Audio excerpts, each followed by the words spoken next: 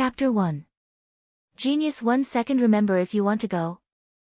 Net provides you with wonderful novels to read. Xia City after entering autumn was a nation of crows. This ugly yet intelligent creature was the true master of the city. They gathered in groups on the roadside trees, mocking the passers-by with their hoarse, monotonous voices. Wah, wah, go and be unlucky. Occasionally, they would even show off their superb flying skills under the spoke-shaped clouds in the sky. Most of the passers-by looked as if their parents had died. They stared at the black shadows circling in the sky with hatred in their eyes, as well as the strange cloud formation even higher up. Xia City's skies were covered by this sort of cloud and mist after entering the latter half of September. A total of 6 earthquakes of around magnitude 3, 3 earthquakes of magnitude 4, and 2 earthquakes of magnitude 5 occurred in less than a week. The magnitude and intensity of the earthquake had not yet reached the limit of the city's tolerance, but the fragile people's hearts were already shaken. More than half of the sound and electric waves shuttling through the air of Xia City were shouting with all their might. Earthquake clouds, earthquake clouds. In the era of civilization that was about to enter the 22nd century, this kind of folk science concept was openly spoken by various experts and scholars and appeared in the media. Luo Nan was more or less affected. When he got off the low-altitude bus with the black leather notebook that never left his side, the bracelet on his wrist vibrated. After the signal was connected, his aunt, Madame Luo Shuqing, said, "Let's go home tonight. Your uncle has already prepared dinner." Due to the frequent earthquakes in recent days, his aunt, who had allowed him to live independently, immediately tore up the agreement and repeatedly ordered him to go back to live with her so that he could take care of her. Luo Nan absolutely could not agree to this. He had painstakingly entered Acumen College. Wasn't it all for the sake of his days of independence and freedom? What's more, this was the most critical juncture. If they were delayed for even a day, who knew what the consequences would be? The problem was that Luo Nan had never been good with words. The reason he put forward didn't have the slightest bit of persuasiveness. The situation grew more and more rigid. He watched as his aunt reached out her hand from the phone and dragged him back. Luo Nan was having a headache when he received a message. He only skimmed through the gist of it before sighing inwardly at his good luck. He hastened to add more weight. Today I have to study. Tomorrow I have an interview with the society. Interview? Which club? The Mystical Arts Research Society. Mysticism? Luo Shuqing was a little suspicious. Soon, she called out, "Moya, Moya." Not long after, a slightly hoarse voice joined the call. It had a unique lazy tone. It was Luo Nan's older cousin, Moya, who had just graduated from Acumen College last year. The Mystic Arts Research Society. I know. It's said that they are very rich, and the people inside are very willful. Luo Shuqing couldn't stand her daughter's attitude and immediately reprimanded her. "Speak properly." Moya laughed. "No matter how well you put it, your biological son isn't doing well either. It's only been a month since school started, and he's still in the interview. He's obviously not sociable. Acumen College is trying to merge East and West. Their Western way of thinking is very serious. There's no club life, and they first cut off their credits. As for entering a higher school and finding a teacher, the recommendation letter from the school definitely won't have anything good to say." The explanation of adding fuel to the fire instantly ignited yet another mother-daughter battle. The focus of the conflict shifted, and Luo Nan, who was over 100 kilometers away, was able to escape unscathed. Luo Nan had been standing in his living room for nearly half an hour at this time. The sky was already dark, and the living room lights automatically lit up, casting his figure into the window of the high-rise apartment across the street. Luo Nan issued an order, and the curtains automatically closed. But at this time, a black shadow passed through the closing curtains and landed on the open balcony. The shadow used its thick beak to push open the sliding door of the French window, and swaggered inside with an indescribable ease. This uninvited fellow was a typical bald crow. Aside from the base of its ash-white beak, its entire body was jet black. It looked sturdy and robust, and it was a size larger than other crows of the same species. Under the soft light, its feathers fluctuated between deep black and deep blue. The crow paced a few steps in the room before flapping its wings and leaping onto the coffee table in the living room. Then it leaned its body forward, and a sealed glass test tube the size of a thumb slid out from its thick beak. It landed on the coffee table, and most of the tube was filled with white powder. The crow felt a lot more comfortable after spitting out the foreign substance in its throat. It cleared its throat in an ostentatious manner. Screech! Screech! Ink, shut up! The crow's cry was a disaster within this enclosed space. Luo Nan berated it and took the test tube to wash. Then he took out a strip of cooked meat he had prepared and stuffed it in its mouth. Crows were quite easy to talk to despite being called ink. They ate very elegantly. It even used its wings to signal to Luo Nan to pour a cup of water for it. Dinner had been laid out on the dining table to the side. It perfectly conformed to the monotonous craftsmanship of a home AI. The color, smell, and taste were lackluster, but the most important thing was that the portion was ample. It was no problem for 3 to 5 people to fill their stomachs. Luo Nan displayed a superhuman appetite, and his speed was extremely fast. He finished at the same time as Ink. After Ink ate and drank its fill, it drilled out the sliding door of the French window in a straightforward manner. It flapped its wings and flew away. Luo Nan tidied up the cups and saucers. He was just about to go to the study when his wristband vibrated once more. This time the one who contacted him was his older cousin, Emoya. She was carved out of the same mold as her mother. She also opened with a sentence, "How are you going to thank me this time?" Thanks sis. Pfft. You don't even know how to change things up. Emoya knew that Luo Nan's tongue was clumsy, so she didn't tease him any longer. She directly cut to the chase, that Mystic Arts Research Society. Was it someone else's recommendation, or did you take the initiative? I chose it myself. Do you know what kind of place it is? Luo Nan thought for a bit and gave a simple answer. It's half society and half research institute in nature. It's privately funded, and its strength is robust. It has an extremely high degree of autonomy compared to the school. Emoya sneered, "It looks great, doesn't it?" Luo Nan didn't know how to respond for a time. Emoya reminded him, "That's a playground for the rich second generation." The core members form their own circle. They research a few bizarre things every day to pass the time. Students from ordinary families go there to do odd jobs. So it looks great, but it's only for that circle. It has nothing to do with academics or skills. Luo Nan interrupted Emoya's indoctrination. "You can do experiments there." Emoya dragged out her tone and went, "Oh," with a sigh, "it looks like your experiments are getting more and more torturous. But bro, you should go to a physics or chemistry-related interest society to do experiments." Luo Nan responded calmly, "Those societies require an internship period.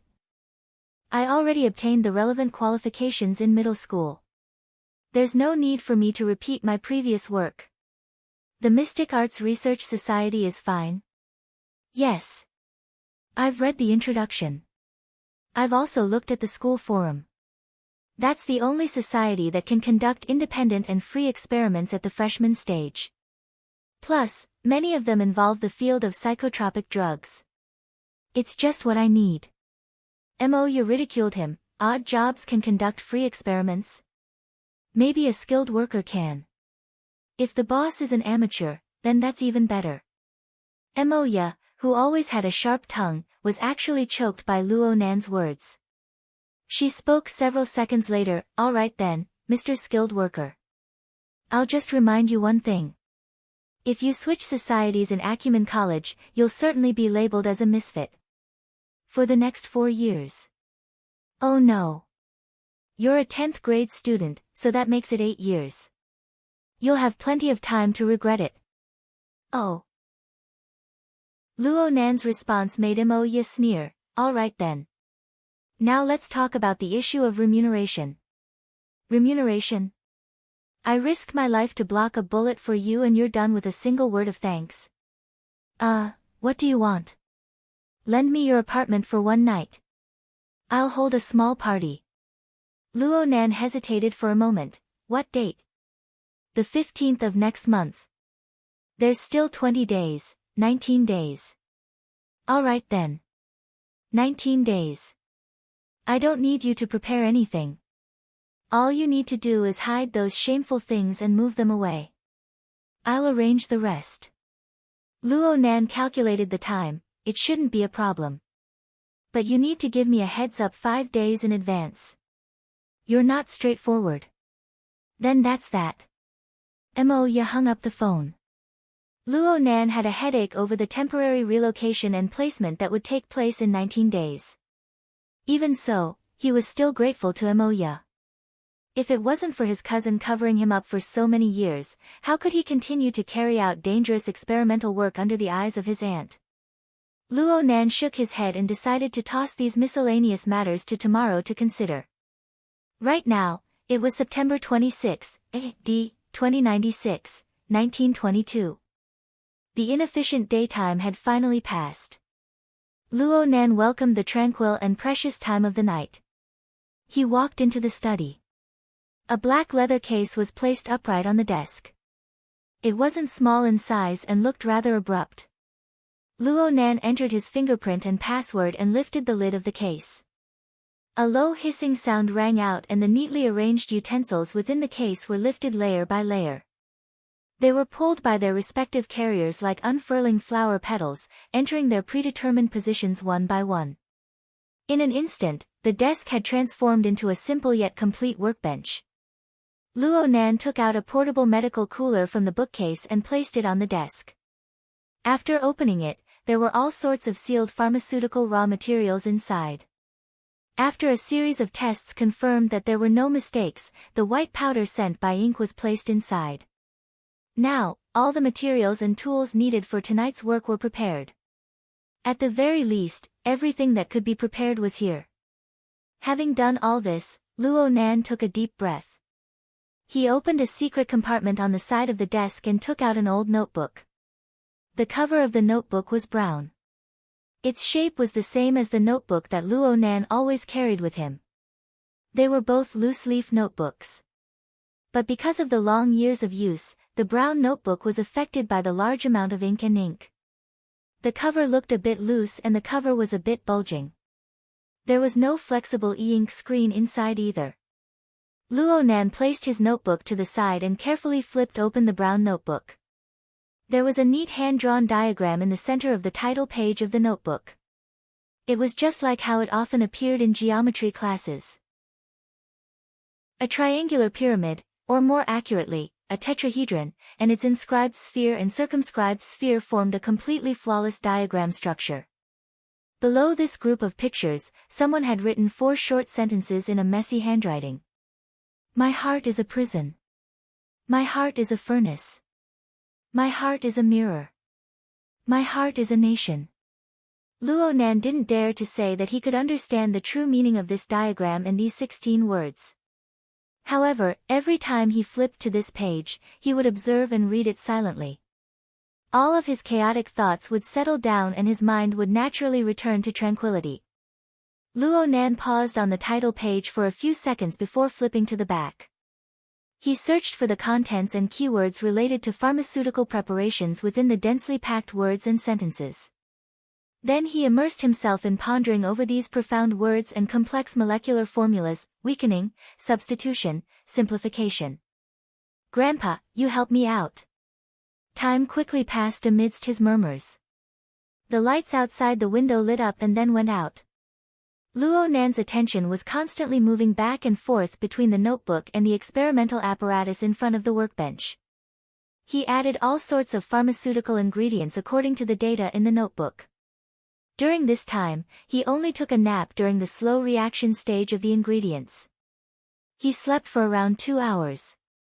At 3:15 in the morning, the turbid liquid within the reaction apparatus began to boil violently following the addition of the last drop of solution.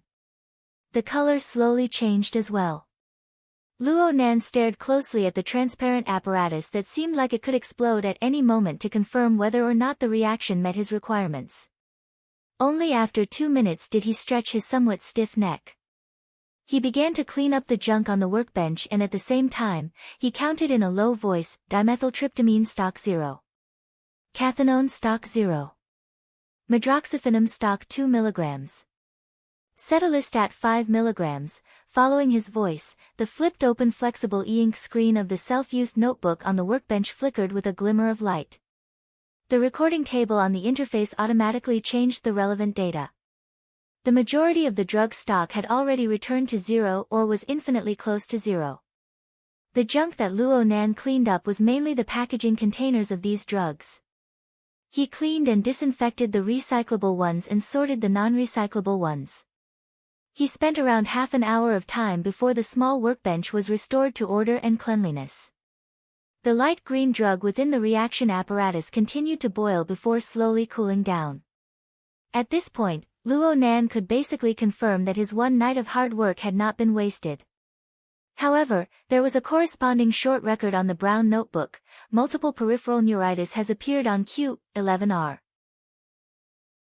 Allergic symptoms have appeared on Q27R. She is on the verge of death. The other test bodies are normal. Basically, there is a substitute effect. The side effects are hard to determine. Luo Nan shook his head. He estimated that there was still a bit of time left. He swiped the flexible screen and went online to the occult orb forum that he frequented. Though it was early in the morning, the night owls on the forum were still engaged in a lively debate. The center of the debate was none other than Xia City. Recently, Xia City's bizarre earthquake period had set off wave after wave of climaxes on this forum that was filled with mysticism. Many people were discussing the cause of the earthquake, the geological structure, the resonance of the tectonic plates, the leakage of vital energy. All sorts of bizarre topics could be brought up. There were even people who swore in all sincerity that a certain large company was conducting secret experiments in Xia City. It was very likely that this was the source of this earthquake period. Luo Nan was not the least bit interested in these boring topics. There were only two things that he was concerned about. First, would the earthquake affect his experiments? Second, would the increasingly intense panic make his aunt forcefully drag him back? Luo Nan habitually entered his access password and prepared to log into the internal section of the forum. But a website notification popped up: your access is insufficient. Please request verification from the administrator. Luo Nan was stunned for a moment, then he lightly smacked his forehead. Yes, he had already been kicked into a small black room. The reason for being banned was very simple: these were extraordinary times. All purchasing posts were treated as phishing posts. This was a new rule established in the forum half a month ago after the police destroyed a certain transnational illegal drug trading network. The wind was tight, but Luo Nan bumped his head against the muzzle of a gun. Getting his ID banned was a small matter. What was troublesome was having his drug channel severed. Looking at his current stock of drug ingredients, even if Mrs. Luo Shuqing didn't make a move, he would soon be unable to continue. And the majority of the 50 commonly used drugs he needed were classified under the controlled list of psychotropic drugs. As a minor, it was impossible for him to purchase them from a pharmacy. Could it be that he really had to walk the black line? Admittedly, this channel of the secret Star Forum was illegal, but the source of goods was quite reliable. Many of the goods were additional transactions from manufacturers. They were used to evade the strict control of psychotropic drugs. They could barely be considered within the scope of business. As for the black line, the quality of the test products that Inc. brought over today was passable. But the goods on this line were directed towards serious crimes. The upstream and downstream had close connections with gangs. Frankly speaking, they were a gang of drug dealers. So, compared to dealing with drug dealers, what did entering the Mystic Arts Research Society amount to? He didn't expect to be able to gather all the raw materials from the society. As long as he could find a new evolutionary channel, then he would make a profit. Finally, the liquid within the reaction vessel stopped boiling and it rapidly cooled down. Luo Nan immediately collected all of his distracting thoughts and opened the valve. He let the drug flow into the needleless syringe that he had prepared earlier. Then he injected the massive amount of psychotropic drug mixture into the blood vessels of his upper arm. His expression didn't change in the slightest from beginning to end. Next, Luo Nan meticulously cleaned the experimental apparatus. Then he pressed the restore button, restoring the black suitcase to its original state. Only then did he tear off his gloves and carefully place the brown leather notebook back into the secret compartment. He hid the cold case in the bookcase and went to the bathroom to wash up. At 4:00 sharp, Luo Nan changed into a sports hoodie and carried the black leather notebook that never left his body. He walked out of the house and began his unshakable daily morning run. Chapter 2. A Genius in 1 Second. Remember love? SpeakNet, providing you with wonderful novels to read. The main body of the city was still sleeping in the darkness, allowing the neon lights and street lights to decorate and smear the city. The haze of light from the city sprinkled into the sky, illuminating the layout of the clouds that was filled with an ominous aura. The earthquake clouds had yet to disperse. Luckily, the crows were still sleeping peacefully on the trees, preserving the peace and quiet of the early morning. Ink sensed something from atop a large tree near a high-rise apartment building. It opened its eyes and watched Luo Nan run under the tree. It then closed its eyes and dozed off. In a giant metropolitan area like Xia City, there were magnetic rails, overhead bridges, green corridors, and self-propelled conveyor belts that connected the tall buildings to and fro. It was like a dense forest that was entwined by leaves and vines. Luo Nan was like a tiny bug. He swallowed the morning dew and trudged forward step by step within the forest. His lips and teeth slightly opened and closed. His throat, mouth, and nose vibrated to the fullest, emitting a sound. It sounded like the buzzing of an insect flapping its wings. Actually, Luo Nan had repeated the words, "My heart is a prison, my heart is a furnace. My heart calls for a mirror, my heart calls for a nation." It was only because the syllables were connected and shortened, and it was mixed together with the rhythm of his breathing that this strange sound was formed. Occasionally, there were people who got up for their morning jogs. They passed by him and were confused by the sound. They turned their heads to size him up. Luo Nan focused on moving forward from beginning to end. His speed and rhythm were all maintained in a relatively stable range. Luo Nan continued to train for an hour before he turned onto a self-propelled conveyor belt to cross the wide space between two tall buildings. This was the designated rest stop. His exercise was suspended, but his chanting continued without end. His breathing was quite smooth. The long period of resonating and chanting resulted in a lack of oxygen, causing his cranial cavity to faintly swell. But compared to the effects of the drug that was gradually accumulating and spreading, this was child's play. The psychotropic drug components contained within the drug he injected before leaving the house were displaying their effects one after another. In reality, any normal person, including a drug addict of many years, would instantly lose their life in the shortest amount of time after injecting such a high-purity psychotropic drug component into their nervous system through intravenous injection. However, Luo Nan's external appearance was no different from that of a normal person after nearly 2,000 times of gradual deepening and unceasingly adjusting his tolerance process. But the structure of his internal nervous system had already undergone subtle and profound changes.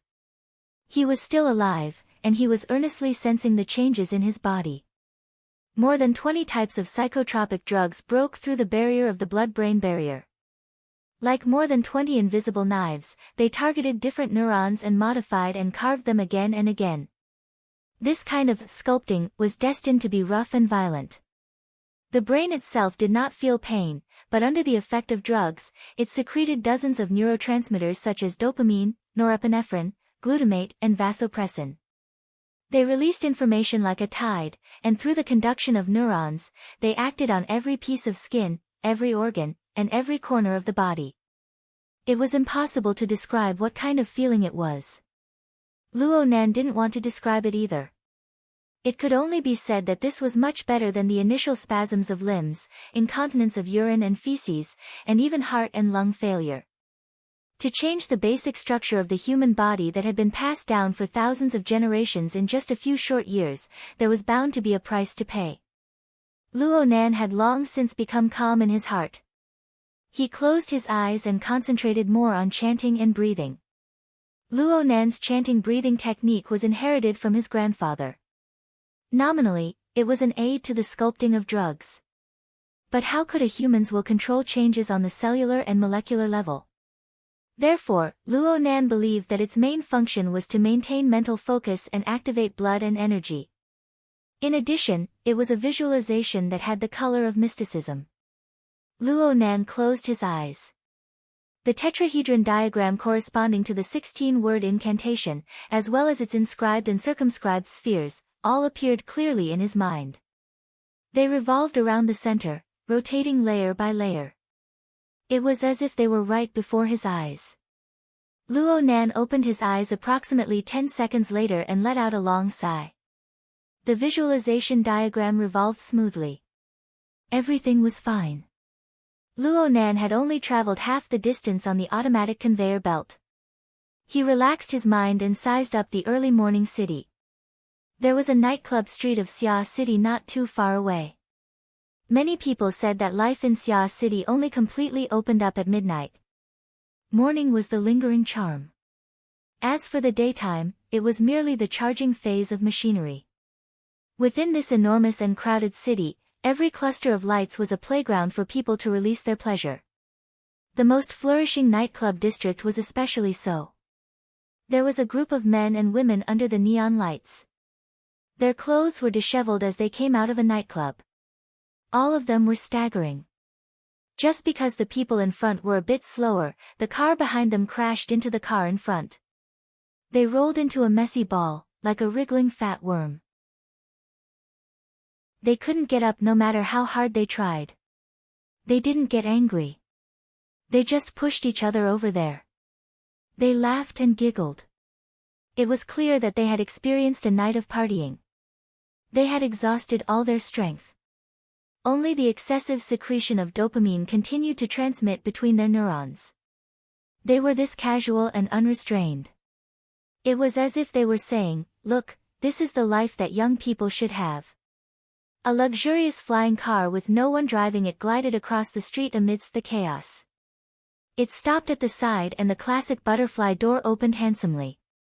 A rather tall man finally emerged from the wriggling human body. He struggled to crawl up. During this time, he practically kissed all the women around him. He grabbed a long-legged woman next to him amidst the laughter and curses of his companions. He half-dragged, half-carried her to the car. The neon lights of the nightclub street just so happened to illuminate the man's face clearly and clearly. Luo Nan just happened to recognize him.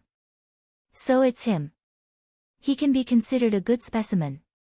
Luo Nan's mind stirred. He observed these men and women even more seriously. Half a minute later, the loose-leaf notebook that never left his body displayed its use. He used an electronic pen to quickly draw a general outline of the area on the flexible e-ink screen. The self-driving conveyor belt carried Luo Nan for 75 seconds. Excluding the previous consumption, Luo Nan's pen only formed a messy and crisscrossed draft of lines in the remaining few dozen seconds. He didn't have any intentions of continuing. He waited for the conveyor belt to reach its end before putting away his pen. He swept a glance below and directly left. When he turned his head, he saw the man who had triggered the idea of drawing. He didn't know how, but he actually noticed his existence. The man raised his head and looked over in a stupefied manner. The gazes of the two intersected in the void. Luo Nan didn't take it to heart. He continued to chant the continuous syllables, forming the vibrating sound of an insect flapping its wings. He continued his morning run. As for the noise that came from afar, it was naturally filtered out. Xie Junping felt that he was about to go crazy. His throat-tearing shout didn't have any effect. The figure on the self-driving conveyor belt left without even turning his head back. His bad friends and friends with benefits were still laughing and giggling under the effects of the stimulant compound. Long Legs, who he had just found extremely pleasing to the eye, was now hugging his waist and giggling foolishly. She fumbled about to undo his belt. Xie Junping really was about to go crazy. Get lost. He forcefully pushed Long Legs away and dove head first into the car. He didn't care about the shouts of the group of trash outside. He locked the car door. At this time, the light film contact lenses produced by Quantum Corporation did a simple analysis of the data that had just been collected, mapping it onto the retina. The photo of the candid photographer on the overhead bridge appeared on the instantaneous image, revealing a blurry profile. And the plum blossom bamboo school emblem of Acumen College was circled in red on the sportswear. A bit later, the AI of the Phantom car analyzed the surrounding environmental data automatically recorded by the alarm system. The results of the analysis were transmitted back one by one. This was much clearer than the photo taken in an emergency, but there was no fluke to speak of in the results. When Xie Junping saw the hooded, candid photographer, holding a notebook in his hand, writing and drawing, he smashed his fist on the steering wheel. The flying car honked. The idiot outside, who was knocking on the window, was so startled that he leaned back. The flying car had already started up in a flash before his but hit the ground, whistling away. I've been seen. I've been seen. Xie Junping fiercely smacked his skull. If this was a different time and place, a rich young master who was good at socializing would have some problems in his private life. But the current situation was different. According to the arrangements of the society, he should be in the satellite city of Mengzhong right now. He should be in charge of a post-disaster charity donation activity. Last night, he really was in Mengzhong. But for the sake of participating in the carnival party, he left the team and snuck out. He drove several hundred kilometers back to Xia City. Originally, he wanted to immediately return after the party ended. Who would have thought that he would be caught red-handed by a student of his school? Right now, he was striving for the senior medal of the Honor Society. He was also attempting to take a step forward in the student council. He was currently at the crucial stage of establishing his status in the circle. The significance of this was equivalent to a general election. If one were to use the standards of a politician, lying, going back on his word, and being a hypocrite were undoubtedly necessary qualities. But if one were to be kicked out, it would simply be fatal stupidity. What's more, Xia City was currently experiencing a series of earthquakes. Everyone's hearts were in a state of panic. Everyone's mental endurance was declining. Normally, it wouldn't be a problem. Now, it would become a problem. What used to be a small matter would become a big matter now. Yes, something big had happened. The car phone rang. It was none other than those bad friends from just now. Xie Junping had left in too much of a hurry. There were many things he had forgotten to arrange.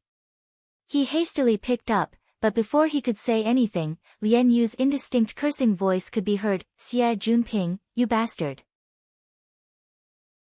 The strange laughter of those bad friends was heard in the background. Xie Junping closed his eyes. That's right. He actually forgot. Lian Yu. This slut who wanted to undo his belt actually had a master. Her real boyfriend was also a member of the Honor Society. F***CK. Xie Junping pounded the steering wheel once more. The force was so great that even the car's AI gave him a warning. But after he vented this time, he finally recovered some clarity from his hangover and panic. Calm down. I have to calm down.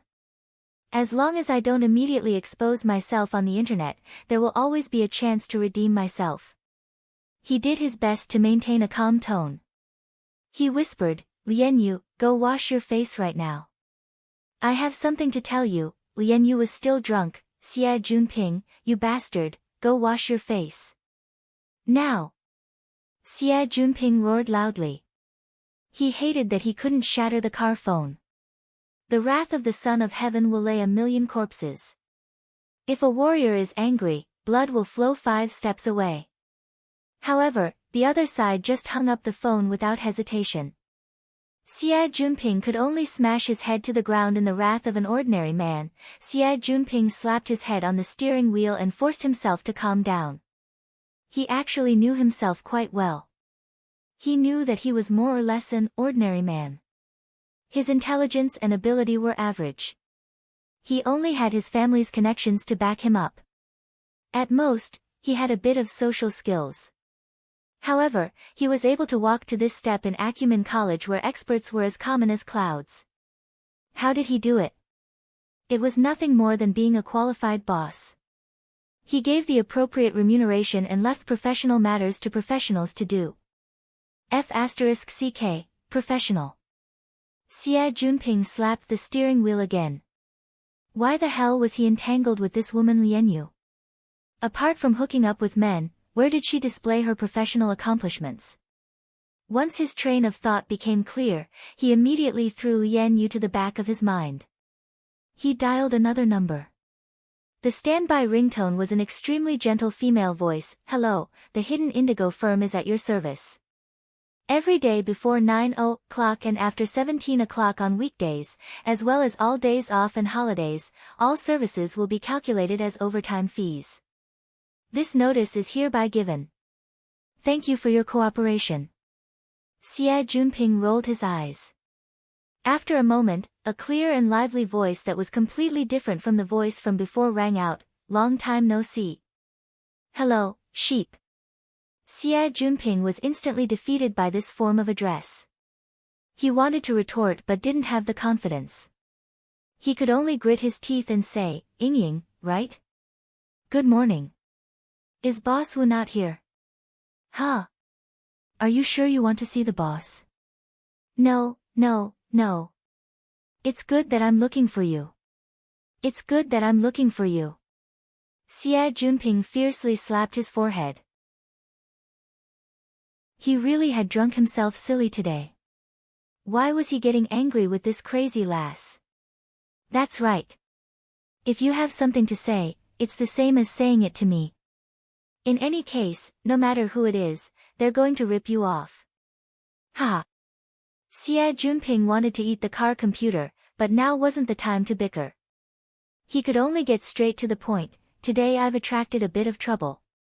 I need your help to deal with it. He used the fastest speed to describe what had happened earlier. At the same time, he also sent over the captured photos and videos for further analysis. Ying quickly replied, secretly taking pictures. Should I admire your imagination? Not secretly taking pictures. Standing on a moving conveyor belt, waiting for you to come out from the nightclub, and then taking pictures? Xia Junping was momentarily stumped. Although it was a fierce rebuttal, there was no need to doubt the professionalism of the Hidden Indigo. Approximately half a minute later, Ying reported the coordinates of a location. No matter what, let's do a verification first. Not taking into account complicated factors, if that person is just passing by, then he should be the early morning jogger type. Today isn't a holiday, so his destination is very likely Acumen College. You go here and wait. Xia Junping felt that this was very reasonable. The flying car immediately changed directions and cut into another magnetic track, increasing its speed once again. Approximately 5 minutes later, he drove the car to the location Ying had indicated.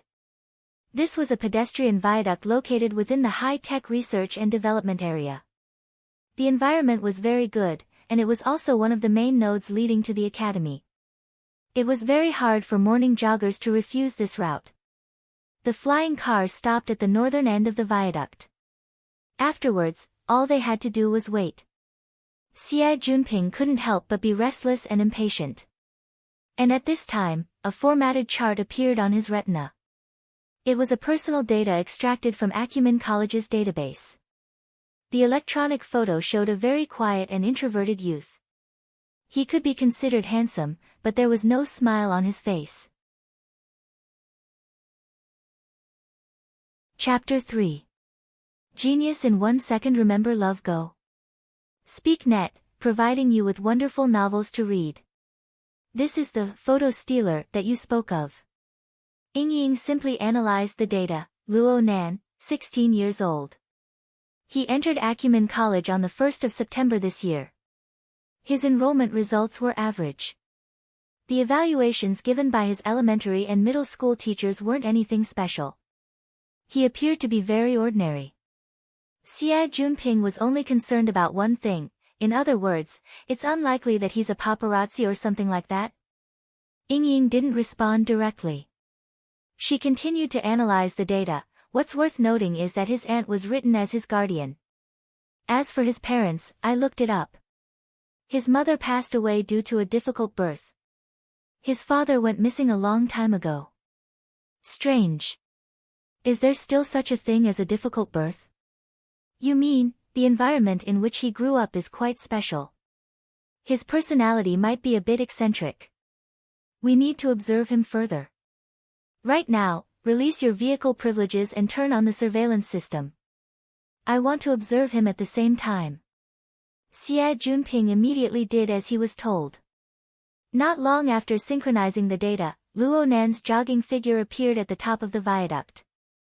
The sky was only slightly bright right now. The figure in the distance was extremely blurry.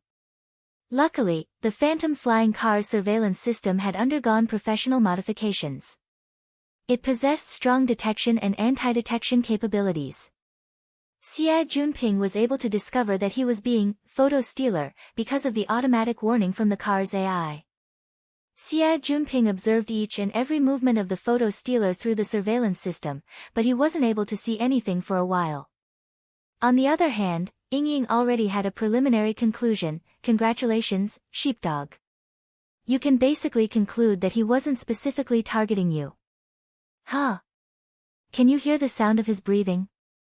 Through the surveillance system's powerful sound wave collection and filtering capabilities, it was completely possible to reproduce the whispers of a target 50 meters away. The clear breathing of a morning jogger was no exception. Huh? That buzzing sound. Is he panting? It's really like a bee, right? It should be a special breathing technique. It also has a special way of saying words. I'm not clear on the specific effects. Perhaps there's no effect at all. His lung capacity is just a bit better than a normal person. But he's extremely focused. Look at his eyes. That kind of light. TSK. Would a photo stealer with bad intentions train so hard after committing a crime? Xia Junping's nervousness was finally relieved, and a smile appeared on his face. But in the next moment, Luo Nan, who was descending from the highest point of the viaduct, suddenly shifted his gaze. From the image transmitted by the surveillance system, it seemed that Luo Nan's gaze locked with Luo Nan's. With the one-way membrane shielding, of course, people outside the car couldn't see what was inside, but Xia Junping was still shocked. He discovered us.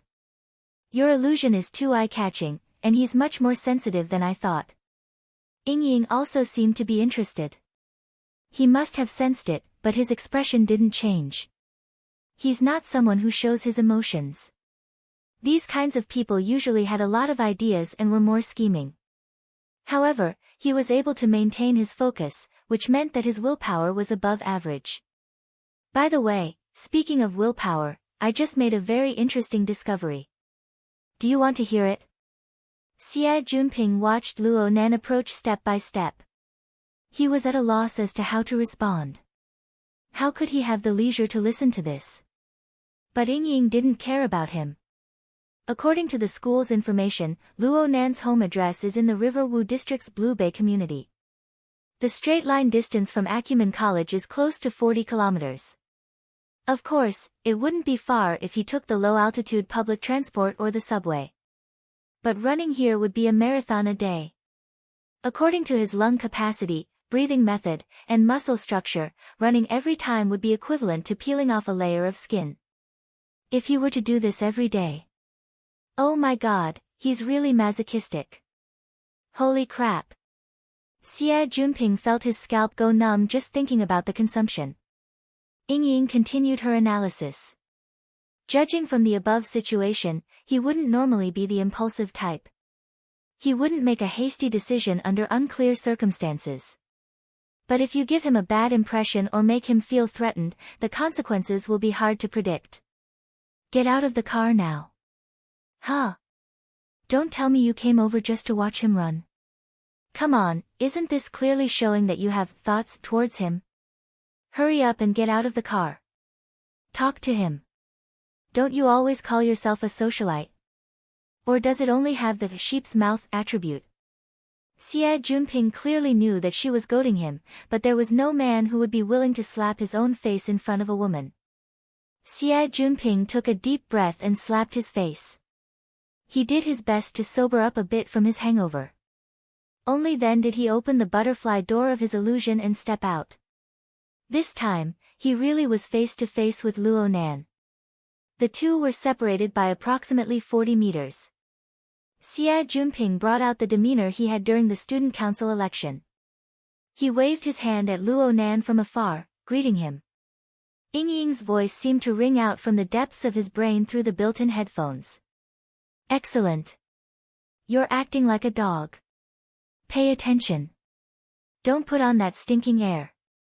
Your current image is that of a shameless and degenerate, but you can still be considered a straightforward playboy. Also, you need to be a bit more honest. He's much smarter than you think.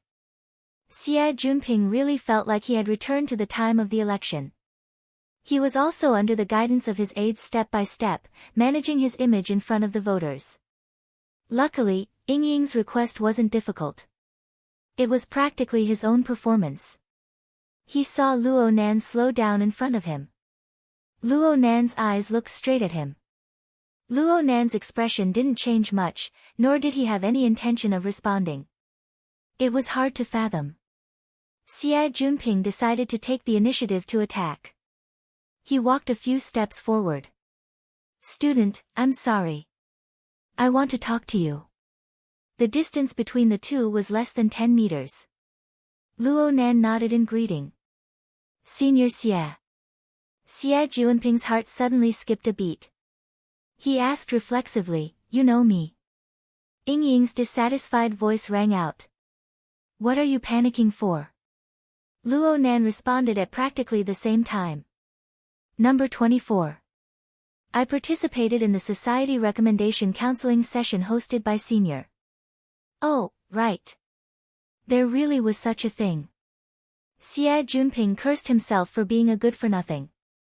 He rearranged his words and asked despite knowing the answer. What's your name, Junior? Luo Nan. Okay, Junior Luo Nan. I'm very sorry to disturb your morning run. However, there's something I need your help with. Yes, it's that embarrassing matter just now. I can't be seen too much right now. Let's talk in the car. Ying Ying gave a light praise. Your tone of self-mockery isn't bad. Luo Nan thought for a bit and didn't refuse. Luo Nan drilled into the car and sat in the front passenger seat. He placed his notebook on his knees and sat upright. He looked just like an honest student who conformed to the rules. Xie Junping saw that Luo Nan was quite cooperative. He let out a secret sigh and sat back in the car. He followed Ying Ying's instructions and didn't close the car door to avoid the psychological suggestion brought about by the enclosed space. He took out a bottle of energy drink from the mini fridge in the back seat and handed it over. Rehydrate yourself. Thank you, Senior. Luo Nan displayed a polite distance from beginning to end. He received the drink but didn't open it. Ying Ying's advice came in again. Idiot. Don't beat around the bush.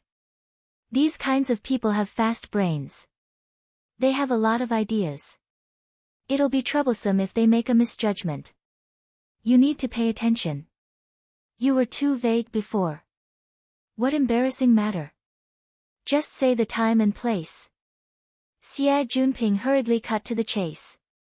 Junior brother, forgive me for being presumptuous, but I'd like to ask, about 10 minutes ago, which is around 5:00, were you at the eastbound twin building's automatic conveyor belt?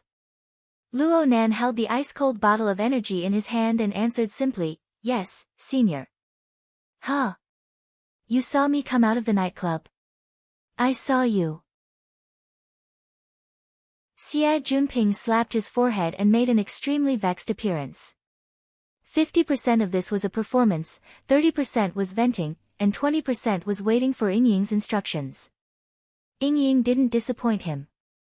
Her instructions came quickly, he didn't deliberately pursue the initiative. You asked him a question, and he answered.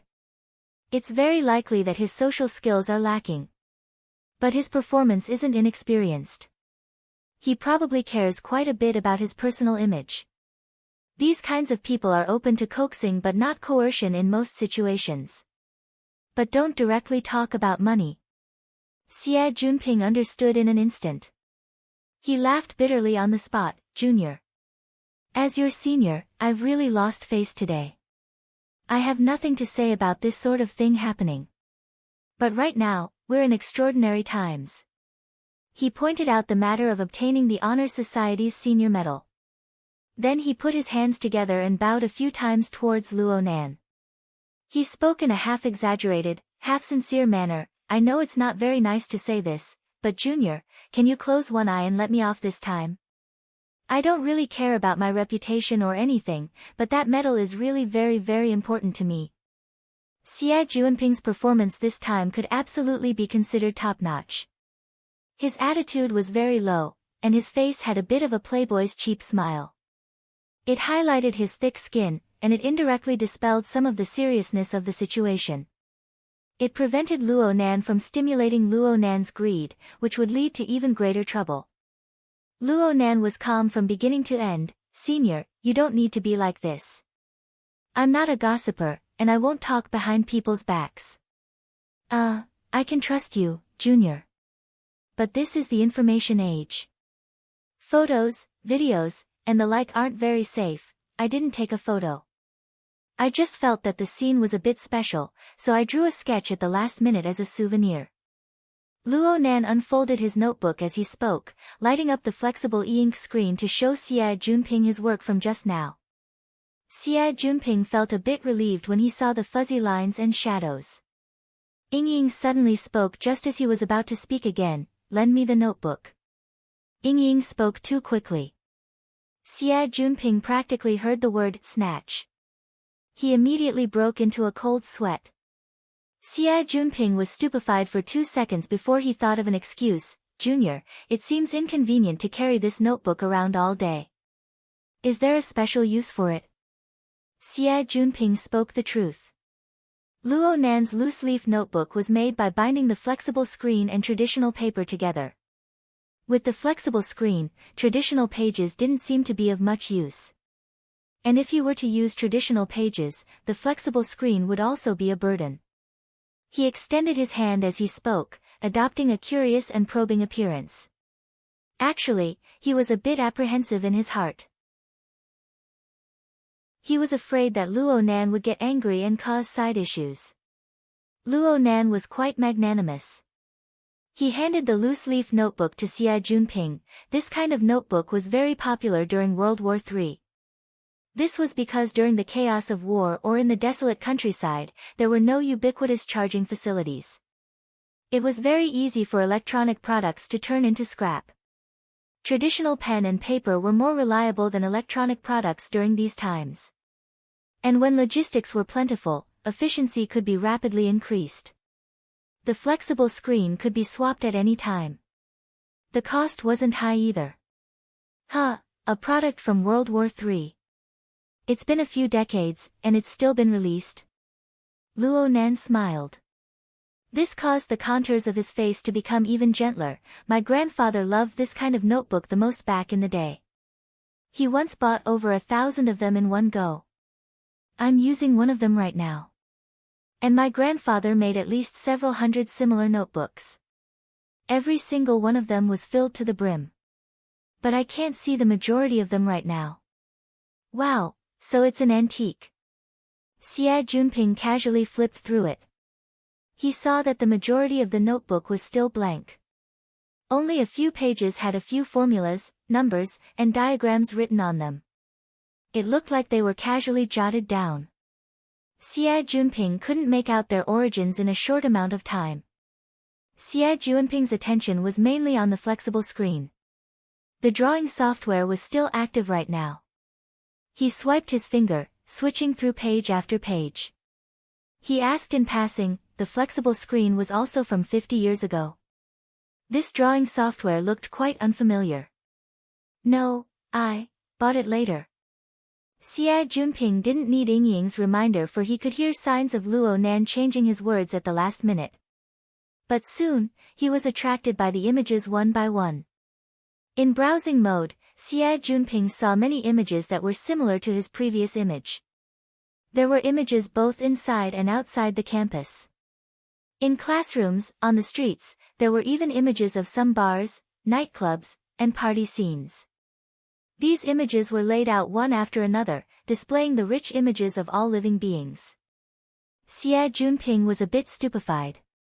As a well-educated rich second generation, he still had a bit of a basic appreciation level. Though each and every one of these sketches were rather sloppy and some didn't even have any backgrounds drawn, Xie Junping was very familiar with these places. He could always see through the curves of the human figures on the sketches to understand what place was depicted in the end, what scene, and what person. The last one was too exaggerated. What he meant was that he could see the intense body language of the human figures depicted by the outlines of the lines in the sketches. Speaking a bit mysteriously, he could see concentration, excitement, dejection, and madness from the sketches. Those rough lines depicted the atmosphere of the scene in the pictures. They depicted the emotions of the people in the pictures, and even the attitudes of each person. Luo Nan used the digital pen to outline the lines. They clearly had a sharp feeling of tearing apart the surface of the picture. They pointed directly at a certain truth hidden deep within the human heart. Xie Junping inexplicably sweated from seeing this. Holy crap! Did I just discover a new Picasso? Xie Junping flipped to the last page and saw the sketch with him as the model. Xie Junping was actually a bit stupefied until Yingying's voice woke him up. He was clearly quite excited when he talked about the notebook and the topic of his grandfather. I just looked up some information and found some very interesting things. Idiot. Flip a few more pages. You've been stupefied for too long. Be careful not to be misunderstood. You're the one talking to me. Xie Junping cursed Yingying over 100 times in his mind, but he still did as she said like a marionette. Yingying's voice continued to transmit. His grandfather's name was Luo Yuandao. He was once a researcher, but he didn't have any achievements worthy of praise. But in the year 83, which is 13 years ago, someone testified against him. They said that he traveled far into the wilderness after the Third World War. He cooperated with the vagrant forces and privately conducted live human experiments. Holy crap! Xie Juanping's swiping finger trembled. Perhaps he was feeling guilty, but he kept feeling that Luo Nan was staring at him. But now wasn't the right time to talk. He could only brace himself and press on. Chapter 4. Genius 1 second. Remember, if you want to go. TalkNet provides you with wonderful novels to read. Of course, human experimentation wasn't a good word. Love goes small say netku, but in the present age, the word vagrant was even worse. In the year 2044, the Third World War broke out. In a short 5 years, 70% of humanity's living space was destroyed. 50 years after the war, the entire world's population of 10 billion was squeezed into 88 mega-metropolises. They lived cramped and crowded lives. Only in the last 10 years did things gradually improve. Outside of the metropolises was the wilderness. It was vast and spacious, but it was ruined beyond recognition by nuclear radiation and mutants. It was completely unsuitable for human survival. However, there was a group of people who rejected modern civilization or were ostracized by civilized society, including extremists, fugitives, ambitious people. They gambled with their lives and wandered in the wilderness. Together, they formed the concept of vagrants. The law of the jungle. Inhumane. No bottom line. Similar words popped out one after another in Xie Juanping's head. He instantly had a standard template for Luo Nan's grandfather, whom he had never met before, evil scientist. The kind that appeared endlessly in superhero movies. Because of this matter, Luo Yuandao and his son had a falling out. His son, Luo Zhongheng, Luo Nan's father, suddenly left home and disappeared. There has been no news of him to this day. Luo Yuandao himself suffered from severe schizophrenia. He was hospitalized for a long time, but his condition worsened recently. He won't live for more than a few days. Xie Juanping's teeth ached from hearing this. He didn't care about anything else. He was just worried that Luo Nan would inherit some bad habits or have a warped personality in this environment. Ying Ying's tone took a turn at this time. However, this isn't the most interesting part. In the academic world, Luo Yuandao is a nameless person aside from that accusation. But there is another person related to him who is extremely famous. Yan Hong. You must know of him. Xie Junping nodded subconsciously. Of course he knew. Yan Hong was a famous professor of Acumen College a few years ago. He was famous in the world. But because of his academic misconduct, his reputation was swept away and he disappeared from mainstream society. It was quite a pity. Yan Hong's book, Research on the Archetype Neural Format, led to the appearance of the burner. It was undoubtedly a revolutionary achievement. It's impossible to overestimate its significance. I used to admire him. Ying Ying's tone didn't have the slightest bit of adoration, only excitement. The problem is, in the 90-year academic misconduct incident, someone destroyed his results. They used Luo Yuandao's undisclosed first-hand data. That's right, it's the data that was obtained from human experiments in the wilderness. The circle of nobles is really messy. Expensive my ass, I'm not from the academic circle. Xie Junping silently cursed again, but Ying Ying was really not gossiping. She had already begun an analysis that was closer to reality. Luo Nan was only 3 years old when the incident with Luo Yuandao happened in 83. His grandfather's scandal and his father's disappearance must have affected him throughout his childhood. How would a child understand all of this? What kind of personality would he have? Now we can see that he speaks in a more cultured manner and behaves very loftily, just like a model of morality. Putting aside the question of acting, there were 2 possibilities. The first is moral compensation. He feels ashamed and guilty about his grandfather's behavior, so he subconsciously demands himself with a high moral standard.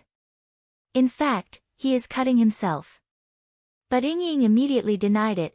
Of course, if this was the case, then Luo Nan wouldn't have talked endlessly about his grandfather's notes and old matters. But the origin of that flexible screen might be a bit problematic. He is clearly avoiding something. Ying Ying didn't continue explaining. She directly jumped to the second topic. The other is his moral mission.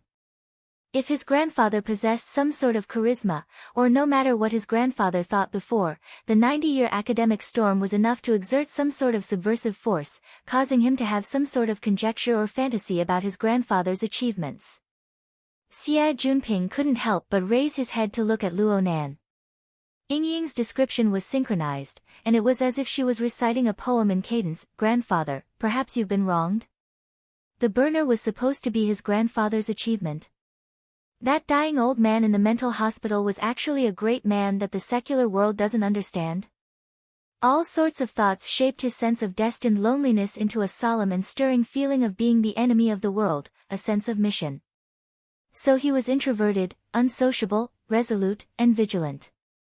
He was like a hero of darkness, a lonely and resolute charge towards the dark curtain of the world. Wow, I'm moved. The corner of Xie Juanping's mouth twitched when he heard this. The first part was the same, but the second part seemed more and more like a script. However, a 15 or 16-year-old youth like Luo Nan was at the age where he was brimming with heroic fantasies.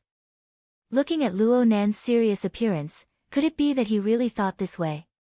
Senior Xie? Luo Nan asked, but it was also like a reminder. Only now did Xie Junping discover that he had only cared about listening to Ying Ying's script. He had greatly lost his composure in front of Luo Nan. It would be terrible if you were to be misunderstood. He hurriedly returned the notebook and glossed over his comments. These drawings are quite good. Xia Junping himself felt shriveled and stiff when the words left his mouth. He couldn't bear to hear it. They can't be considered drawings. They're just sketches.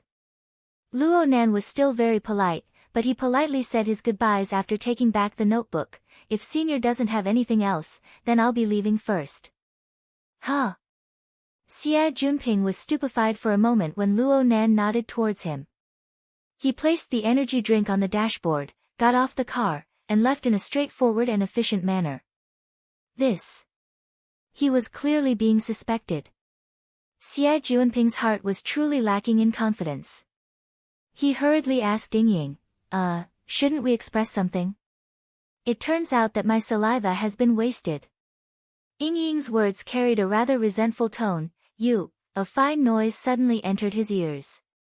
Ying Ying's voice became indistinct, he could no longer hear her clearly. Hello. BZZT, damn it. Something happened at this time. Xia Junping was so anxious that his head was covered in sweat. He looked at Luo Nan who had already walked far away. He couldn't care about anything else anymore. He rushed out of the car and shouted, Junior, I'll send you off. Luo Nan turned his head and responded, I'll just run over. Isn't it inconvenient for senior? Yeah. Xia Junping was embarrassed. Right now, he would die in the light. He had to hurry back to Guangzhou and nip the matter in the bud. He actually needed Luo Nan to remind him. He had reached a certain level of stupidity. Embarrassed, he could only follow his past habits and try to close the distance. Then I'll hold a special banquet to express my gratitude. I'll find a place to notify you in 2 days. He walked over as he spoke, wanting to exchange numbers. Luo Nan didn't refuse. The two touched their wristbands together, successfully exchanging numbers. They even shook hands in passing. Xia Junping was mulling over how to say a few good words when the area to his side suddenly lit up. He instinctively turned his head. All he saw was an azure bolt of lightning leaping under the dusky curtain of darkness. It looked like lightning at first glance, but looking at its direction, it was clearly striking from the ground to the sky. It cut straight into the clouds.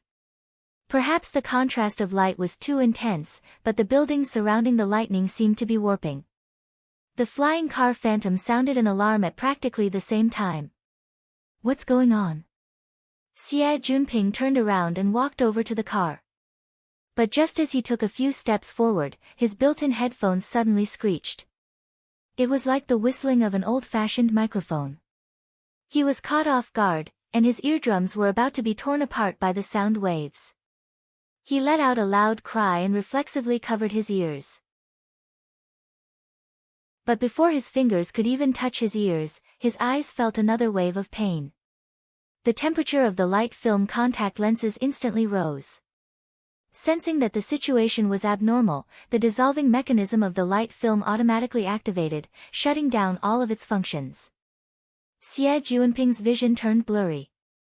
The world spun and spun. This wasn't an illusion. It was a genuine trembling, rippling, and warping. The solid ground beneath his feet instantly turned into a rocking dinghy on the waves. He could see the tall buildings and the bridge warping and deforming within his field of vision.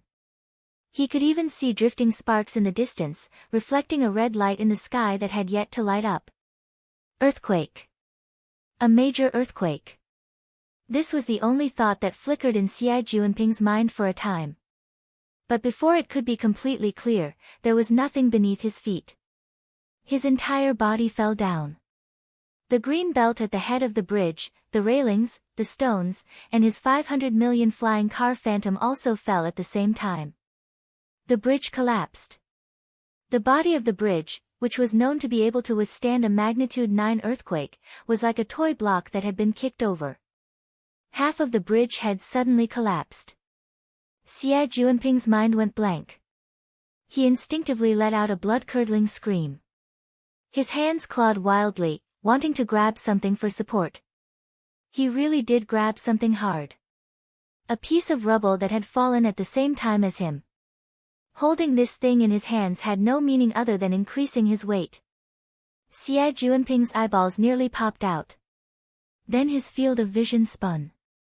Ah! The blood-curdling scream had just begun when he felt a sharp pain in his shoulder joint, followed by his wrist.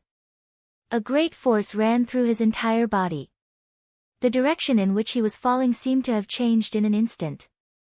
His entire body swayed violently. Ah ah ah! Xie Juanping let out a blood-curdling scream. His voice was high-pitched and his tears were flowing. Right now the falling bridge body had already collided with the buildings below.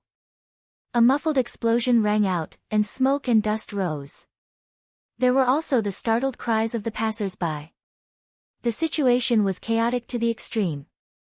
Shut up! A deep and low voice broke through the interference of the noise and entered Xie Juanping's ears. Xie Juanping let out 2 more cries out of habit. Then he suddenly came to his senses. He fiercely shuddered and raised his head. He saw Luo Nan's face and half of his chest protruding out of the bridge. Of course, the most important thing was the arm that Luo Nan stretched out with all his might. It was slender and long. It wasn't thick and sturdy, but Luo Nan had forcefully snatched Xie Juanping out from under the giant scythe of the Grim Reaper. They were still wrestling. It was unknown whether Xie Juanping was lucky or unlucky. The impact that the viaduct withstood was extremely excessive. Though the body of the bridge body was already severely deformed, only a portion of the area at the edge of the bridge head had fractured. It just so happened to encircle Xie Juanping within. Luo Nan, who was only 5 steps away from Xie Juanping, was safe and sound. But it was precisely because of this that Luo Nan was able to rush up in time to grab Xie Juanping's arm. Xie Juanping didn't fall into a meat patty. The matter was not over yet. Luo Nan had grabbed him, but his strength was clearly lacking. It was very hard to exert more strength to lift Xie Juanping up. The deadliest thing was that the bridge head had formed an inclined surface when it collapsed. Though the angle was small, Luo Nan was actually slowly sliding down under these circumstances. There was nothing in the surroundings that he could borrow strength from. The feeling of having one's life come to an end was absolutely unpleasant. Xie Juanping strove to grab onto something, but his hands and feet struggled. Luo Nan's fingers that were clasping onto Xie Juanping's wrist slid away by a hair's breadth. Xie Juanping's body fell down. He was so frightened that he screamed and struggled. Luo Nan's expression was very ugly. He spoke with difficulty, "Don't move. Grab onto my hand." Xie Juanping's mind was already blinded by fear. How could he listen? He continued to struggle. "Do you want to die?" An angry roar pierced into his ears, causing Xie Juanping to fiercely quiver. He raised his head and just happened to see Luo Nan's eyes. Ying had mentioned before that Luo Nan's eyes were suffused with light when he was training. But from Xie Juanping's distance, Luo Nan's eyes weren't clear at all. They carried dense wisps of blood, and there were even some faint green and yellow mixed colors. But it was these mottled colors that seemed to form an abstract and bewitching scene in an instant. It was deeply branded into Xie Juanping's heart. Xie Juanping was unable to say what it was, but his heart inexplicably tightened. His entire body went rigid. Luo Nan's angry roar had already consumed a lot of energy. His voice was low right now, and it was even a bit hoarse. "Look at your hand. What are you doing?" Xie Juanping looked over in the blink of an eye. He saw that his right hand, the one that Luo Nan had grabbed onto, was tightly curled up. It was as stiff as a piece of dead wood. Luo Nan's palm was fiercely holding onto the stone that had fallen with him. The edge of the stone had pierced into his palm, causing blood to flow. Luo Nan didn't even realize it. This was probably some sort of stress reaction. Luo Nan had completely lost his sense of pain. His flesh and the stone seemed to have fused together. Fear was the glue. "Let go," Luo Nan commanded. Xia Junping also wanted to let go, but his normally nimble palm and fingers were completely stiff. He was so anxious that his forehead was beaded with sweat, but he didn't listen to Luo Nan at all. Don't let go. Don't let go no matter what. Luo Nan took a deep breath and stared fixedly at Xia Junping. Don't look at your hand. Look at my eyes. Right now, as long as Luo Nan didn't let go, Xia Junping would certainly listen to everything Luo Nan said. He was like a marionette. He would do whatever Luo Nan said. Xia Junping stared straight into Luo Nan's eyes once more. The mottled color structure was like a pair of turbid whirlpools, locking his attention firmly in place. Luo Nan's voice directly exploded in the depths of his skull in the next moment. Let go. It wasn't just his palm and fingers that relaxed. In that instant, all the strength in Xia Junping's entire body drained away cleanly. His fingers loosened, and the blood-stained stone fell straight down. It first smashed onto his shoulder, and then it fell down again. Xia Junping was awoken by this pain. He felt his body go soft and heavy. It seemed that he was sliding down again. He reflexively grabbed back with his palm amidst his screams. This time, he successfully locked onto Luo Nan's wrist. He didn't let go. With Xia Junping sharing the burden, Luo Nan was finally able to fine-tune the position of his fingers in order to better exert force. After a series of adjustments, the tense situation had a bit of a buffer. Xia Junping's blood-congested brain began to recover clarity, and he could sense a bit more elements. The cold morning wind blew over, and his body swayed. There were also noises within the wind. There were the sounds of explosions, the rumbling echoes of collapsing buildings, and the piercing sound of police sirens. He didn't need his eyes to understand the chaos in his surroundings. Thanks to the Dark Hero. Right now Xia Junping was completely convinced by Ying Ying's analysis. Otherwise, he would certainly have become a pile of minced meat within a pile of rubble. But he hoped that the Dark Hero would put in a bit more effort and pull him up. Just as he opened his mouth, an inexplicably powerful sound came rumbling over. Chapter 5. Genius 1 second. Remember if you want to go. Shoa.net provides you with wonderful novels to read. The intensity of the sound was simply incredible. The sound waves gathered together like a heavy punch from a boxing champion, ruthlessly smashing into his ears. It was also like a ferocious beast pressing its bloody mouth against his cheek and roaring angrily. Xia Junping swore that he had never heard such a terrifying sound in his life. The shockwave passed through his entire body, causing his eyes to bulge out of their sockets, and his internal organs to flip and jump about. In his daze, the outer shell of his flesh was like a broken water bag that could split apart at any moment. An unprecedented sense of fear swept through his heart like a storm. In an incomparably clear manner, the details of his body collapsing from the inside out were presented to him. Xia Junping didn't know where this feeling came from, but his psychological defenses had already collapsed. He couldn't help but scream again, but this time, no one stopped him. After yelling for an unknown amount of time, Xia Junping finally exhausted all his emotions and stamina. Only then did he realize that he was still suspended in midair. He did not get better, nor did he get worse. The shock wave came suddenly and left just as abruptly. A cool breeze blew again, but Xia Junping had already collapsed. Her fingers were barely able to rest on Luo Nan's wrist. The sensation of touch and whatnot were all blurred amidst the trembling. It was as if her entire being was living in a nightmare. The worst part was that Luo Nan, who controlled his fate, was lying there with an ugly expression on his face.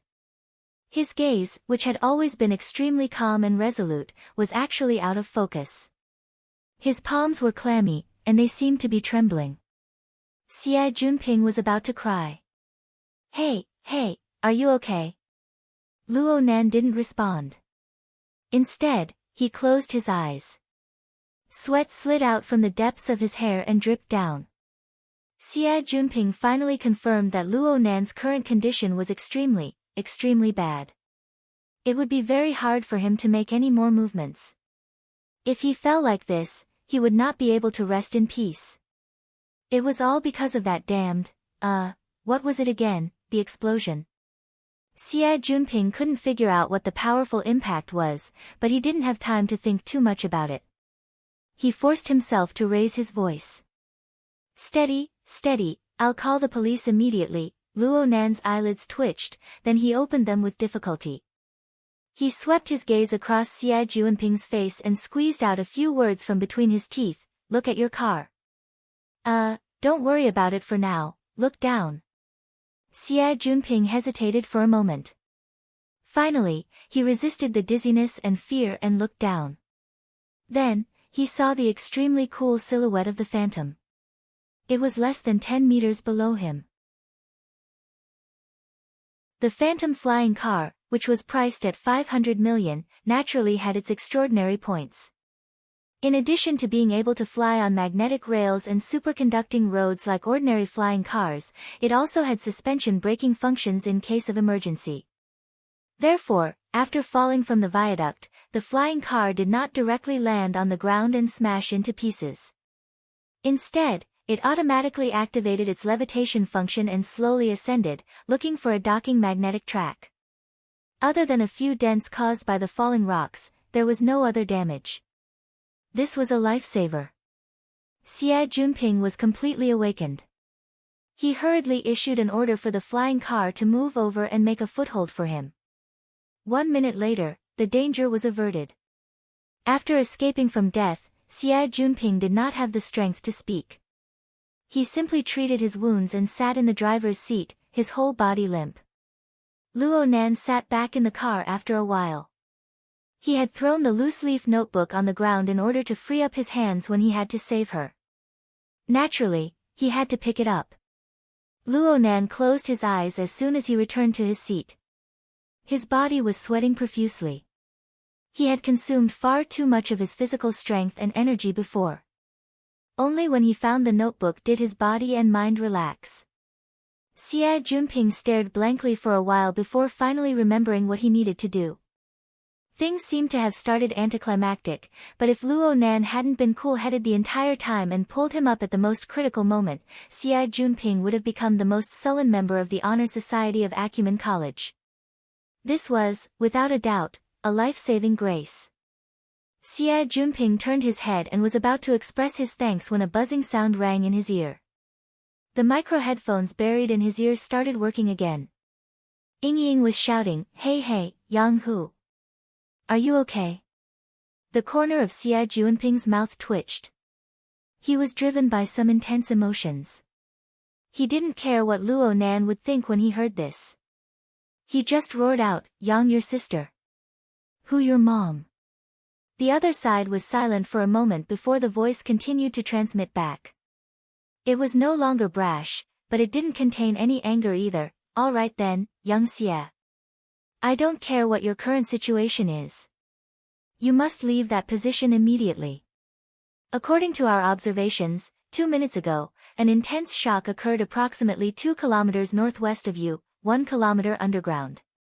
The energy was equivalent to a small nuclear bomb explosion. It formed an electromagnetic storm. As for whether or not the ionizing radiation has exceeded the limit, it's really hard to say. A nuclear bomb? Xie Junping's emotions were instantly suppressed. He finally understood why all his portable electronic devices had malfunctioned before. He checked whether or not the car doors and windows were closed in a flurry. Then he turned on the detection device, but nothing happened several seconds later. Nothing. It doesn't show up here. Then you still need to leave quickly. Don't tell me you want to stay there and help the police make a statement. Ying gave him a new coordinate as she spoke. Xie Junping cursed as he started the flying car. Wasn't it an earthquake? Wasn't it an earthquake? It's quite regretful. We can't find a case of an earthquake that only affects a range of 12 square kilometers, yet has an intensity of over 9. Therefore, I'd rather believe that this was an accident, and a disaster level 1 at that. As Ying analyzed the situation, she also raised a suggestion. In addition, it's best if you immediately return to Mengzhong. Because a minute ago, another earthquake occurred there. It's magnitude 5. It's real. I'm afraid those colleagues of yours are looking for you everywhere. Xie Junping didn't even have the strength to curse. Ying continued, I've already overstepped my authority and asked your dad's company for a high-altitude flying shuttle. It'll arrive in 90 seconds. It can basically guarantee that you'll return to Mengzhong within 20 minutes. Love go little say netku, the facts proved that Ying's calculations were extremely accurate. Their conversation had just ended when the phantom flying car had already arrived at the coordinates given by Ying. This was the middle landing platform of a connected high-rise building. Because it was outside the 12 square kilometer range, this place could still be considered relatively peaceful. Only a portion of the glass had been shattered, and the cleaning robots were currently cleaning. A hummingbird flying shuttle had just arrived.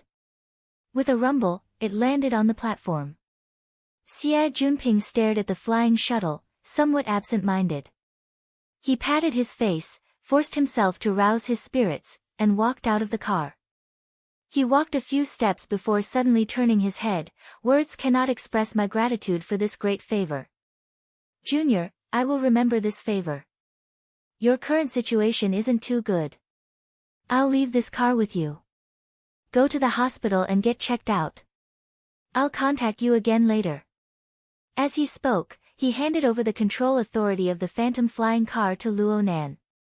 This way, Luo Nan could rely on his own wristband to carry out basic control. Luo Nan knew that Xie Junping had just taken a trip to the gates of hell. His mind was in a state of chaos. It was already quite rare for him to be able to think of this. Luo Nan didn't say anything more and nodded in acceptance. Xie Junping bowed once more and jogged to board the plane. Soon, the flying shuttle soared into the sky, flying straight into the depths of the clouds. The landing pad regained its tranquility. Luo Nan took a few deep breaths, straightened his back, and sat up straight. He extended his arm forward to grab the energy drink on the control panel. But this single action exhausted nearly all of his strength. He leaned back heavily. He took a deep breath and spoke in a low voice, "Close the door." The beautiful butterfly door of the phantom closed up, forming an enclosed space within the car. Luo Nan didn't even need to sit in the driver's seat. All he needed to do was set the route to the school. The highly intelligent phantom flying car would naturally be able to send him to the station. However, the command Luo Nan issued had nothing to do with the school return. The flying car turned around and merged into the self-driving track. Luo Nan used voice control as before to open the makeup mirror in the car. The AI sprayed out a fine mist of water in a very human-like manner. The lukewarm water vapor pounced on his face. It should have been a comfortable sensation, but it was like countless fine blades scraping across his face. Luo Nan's entire body twitched. He looked at the makeup mirror once more. His face was ashen and devoid of light. He was simply a terminally ill patient who was beyond cure. Luo Nan grinned and tried to unscrew the cap of the energy drink. But his fingers didn't have the strength, they were sore and painful. He failed 5 or 6 times before succeeding. He fished out a military energy bar from his pocket, tore open the packaging, and swallowed it down with the drink. His entire body shivered a few times, but a wave of warmth spread from his abdomen to his limbs and bones. The sympathetic and parasympathetic nerves interacted with each other as the external nutrients entered his body. The digestive and blood circulatory systems opposed and harmonized with each other. Energy was rapidly transmitted to every organ and muscle tissue of the body. This was the basic mechanism of the human body's operation. It was established on the foundation of the skeleton and fleshly body. It had been passed down and evolved over countless generations to form its current appearance. However, Luo Nan's operating mechanism was similar to other people's, but his absorption and digestion efficiency was 5 to 10 times greater. The color of his face rapidly turned for the better in the makeup mirror. In a short few seconds, his face was no different from normal. This efficiency was the result of his 5 years of painstaking research in accordance with his grandfather's notes and related theories. The core concept of his grandfather's theories was known as formatting. This theoretical system used an almost primitive philosophical method to roughly divide the heaven, earth, the universe, and all things in the world into three levels: self, society, heaven and earth. Each level had its own special formatting to express the core connotation of its existence, operation, and life and death. Complex influences and connections were occurring between each level at all times. From Luo Nan's perspective, his grandfather's deep and heavy theories were far from something someone his age could comprehend by relying on an experiment notebook. Right now, he could only focus on the basics. He could focus on the adjustments and molding of his self-formatting. Within his grandfather's theories, the self-formatting was the core of everything. It was a cornerstone that had to undergo perpetual evolution in order to bear the weight of heaven and earth and the social formatting. Realizing the potential of the human body and possessing supernatural strength were the basic prerequisites for evolution. For this reason, Luo Nan had followed the experimental records of his grandfather's notes for the past 5 years. He used the stimulation of drugs to gradually transform his body's nervous system. With this as the central axis, he affected every organ in the body and adjusted their operating mechanisms in order to form a qualitative change. Currently, Luo Nan's self-formatting was still in the early stages. His grandfather's notes called it the vessel. Its main function was to coordinate the organs and systems of the entire body. It could digest food and nutrients. It could contain and store energy. It could even nourish the mind. It allowed a person's instincts to gradually adapt to the new environment and make appropriate reactions. Luo Nan gradually possessed a few abilities following the basic formation of the vessel's structure. For example, he could strengthen his digestion, absorption, and recovery abilities as a big eater. He could also become a hypnotist, which was similar to mental communication. He had previously used it to drive away the crows. Today, he used it on Xie Junping. The results were pretty good. Of course, these abilities were just a bonus. The true value lay in the transformation of the self-formatting itself. Correspondingly, any factor that could affect the self-formatting and destroy the structure of the vessel could not be treated lightly. Luo Nan gazed at the rapidly moving buildings and pedestrians outside the car window. His eyebrows were locked from beginning to end. Finally, the car's AI popped out a notification: the magnetic track ahead is damaged. Switching routes. The flying car arrived at the head of the broken viaduct. There was still some distance between it and the place where Luo Nan and Xie Junping had encountered danger. However, the front was already sealed off and there was a crowd of hurriedly rushing media reporters. It was very hard to get closer. The scope of the earthquake's influence was roughly bounded by the viaduct. Looking west from the viaduct, whether it was the naked eye or the scanning image of the car's AI, it was a scene of devastation that made one's heart palpitate. 200-story buildings had collapsed near the epicenter of the earthquake. Ruins rose up and dust flew into the air. Flames flickered within the pervading turbid fog. It was simply a reenactment of the scene of missiles sweeping the earth from the Third World War. And if one looked east from the viaduct, the metropolis would display its flourishing appearance to its heart's content. Powerful impact, limited distance. If this was an earthquake, then Luo Nan could only sneer. His upper body straightened, and his gaze passed through the car window to cast at the ruins in the distance. Combined with the environment of the scene of the incident flashed back. He issued another command, bringing up the automatically recorded image of the car's AI. He had to praise the high end of the phantom flying car. Its full-angle high-definition recording method preserved the greatest amount of detail. Luo Nan chose the time when he and Xie Junping were suspended at the head of the broken bridge. At that time, they had just caught a breath from the crisis of the broken bridge. The explosive impact came rumbling over, nearly consigning them to eternal damnation. Luo Nan turned on the virtual function for the sake of grasping the situation at that time. The car window immediately sealed off the outside light, and the projection equipment emitted layers of light and shadow, filling the car. Luo Nan seemed to have returned to the moment of crisis when the angle was adjusted. At that time, he had dragged Xie Junping to face the epicenter of the earthquake. The angle was quite right. Flames erupted between the buildings when the explosive impact rang out, and the air rippled like water. Then it was like this. The corners of Luo Nan's eyes twitched. He wanted to issue an order, but he held back and let the image continue to play. Luo Nan could see that every frame of the image was full of color. They were linked to each other, forming a complete and flawless chain. No flaws could be found. Luo Nan replayed the image when Xie Junping stood in front of the car. The result was the same. He didn't waste any more time. He flipped open his notebook and pondered for a bit.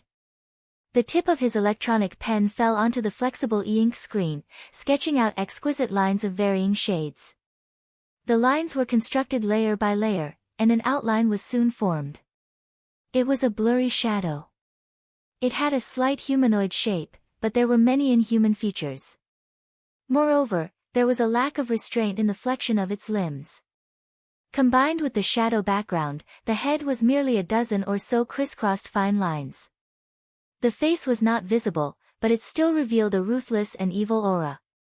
Luo Nan stopped writing. He thought for a bit and made some slight modifications. The outer region of the shadow warped even more fiercely under the somewhat exaggerated tip of the pen. It was as if it was burning. In this way, it was simply like a demon from hell. Its body was wrapped in flames and poisonous flames, and it descended upon the world once more. Luo Nan looked directly at the screen under the faint illumination of the light. His heart actually palpitated slightly. It was as if the burning wraith was about to jump out from the flexible e-ink screen in the next moment.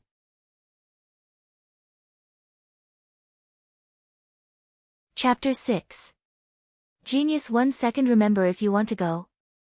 Shoa.net provides you with wonderful novels to read. Luo Nan gazed at it for a long time. He determined that there were no areas that needed to be added or deleted. Then he did some simple 3D processing on the completed sketch and transferred it into the car's AI database. Then he used the image editing function to import his own work into the video recording. Love Go Small Say Netka. The phantom flying car's AI was admittedly heaven-defying, but this kind of professional image stitching still required professional software processing. It was done on the spot, and it was a completely different style. It seemed rather strange. But from Luo Nan's perspective, this inferior spliced image was the most consistent with his memories. In that instant, Luo Nan could clearly see an enormous demonic shadow emerge from within the exploding flames. It was over 100 meters tall, and it roared furiously within the collapsed ruins and dust. The impact of the roaring explosion was like a heavy punch or a giant wheel rolling over. So much so that Luo Nan felt his internal organs deform. The flesh and blood of his entire body emitted explosive sounds. The air was filled with the stench of blood and death. For a moment, he really thought it was over. This was what he saw, and what he felt, the whole picture. The real world wasn't a fantasy movie. Luo Nan knew that what he saw and heard was far too bizarre. Therefore, he returned to the scene of the incident and compared it to the environment at the scene. He watched the video replay and observed the reaction of the surrounding area. As for the result, it was plain, normal, and not at all surprising. Was it an illusion? Luo Nan slowly flexed and extended his fingers. He closed his eyes, adjusted his breathing, and silently chanted the 16-word mantra. The visualization diagram appeared in the void. The tetrahedron, its inscribed sphere, and its circumscribed sphere slowly rotated. The first few laps were slightly awkward, but he slowly regained his fluency. Illusion. That wasn't how the visualization diagram worked. The visualization showed that the vessel was slightly damaged, but it was rapidly recovering. Many years of marathon-style long-distance running training did not give Luo Nan a particularly strong physique. Instead, it bestowed him with outstanding toughness and recovery ability. It wasn't a big problem, but Luo Nan cared a lot about it. Actually, Luo Nan already had an answer within his own logic, but he didn't rush to a conclusion. After pondering for a moment, he gave the AI an order and asked for a copy of the environmental data collected at that time. Soon, a list of relevant information appeared. At the time of the incident, the initial earthquake phase had passed. The air pressure in the surrounding area was 104 kilopascals, which was basically the same as the standard atmospheric pressure. The sound of the explosion was close to 90 decibels, which was not enough to damage one's hearing. The instantaneous wind speed at the location of the incident was 44 kilometers per hour, which was equivalent to a Category 6 wind. Other than that, the temperature, humidity, radiation, and other data were all within the normal range. From the data alone, it was just a normal, slightly noisy, windy day. How could such an environment scare the two men out of their wits? Was this a joke? One more thing, Luo Nan used his finger to mark the distance on the analysis video. The distance between the broken bridge and the epicenter of the earthquake is 9 kilometers in a straight line. The sound wave transmission should be delayed for around 8 seconds.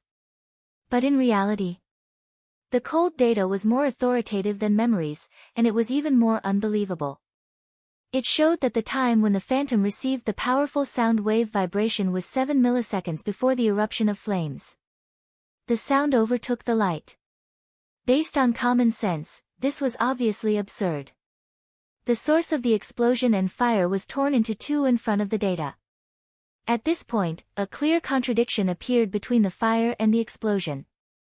Between the explosion and the human body's reaction. Luo Nan raised his head, no longer looking at any images or videos. He leaned heavily against the back of his chair. Illusion. Bullshit illusion. There was clearly a power in the unseen world, a strange power that interfered with the connection between all sides. It filled in what was originally a blank area.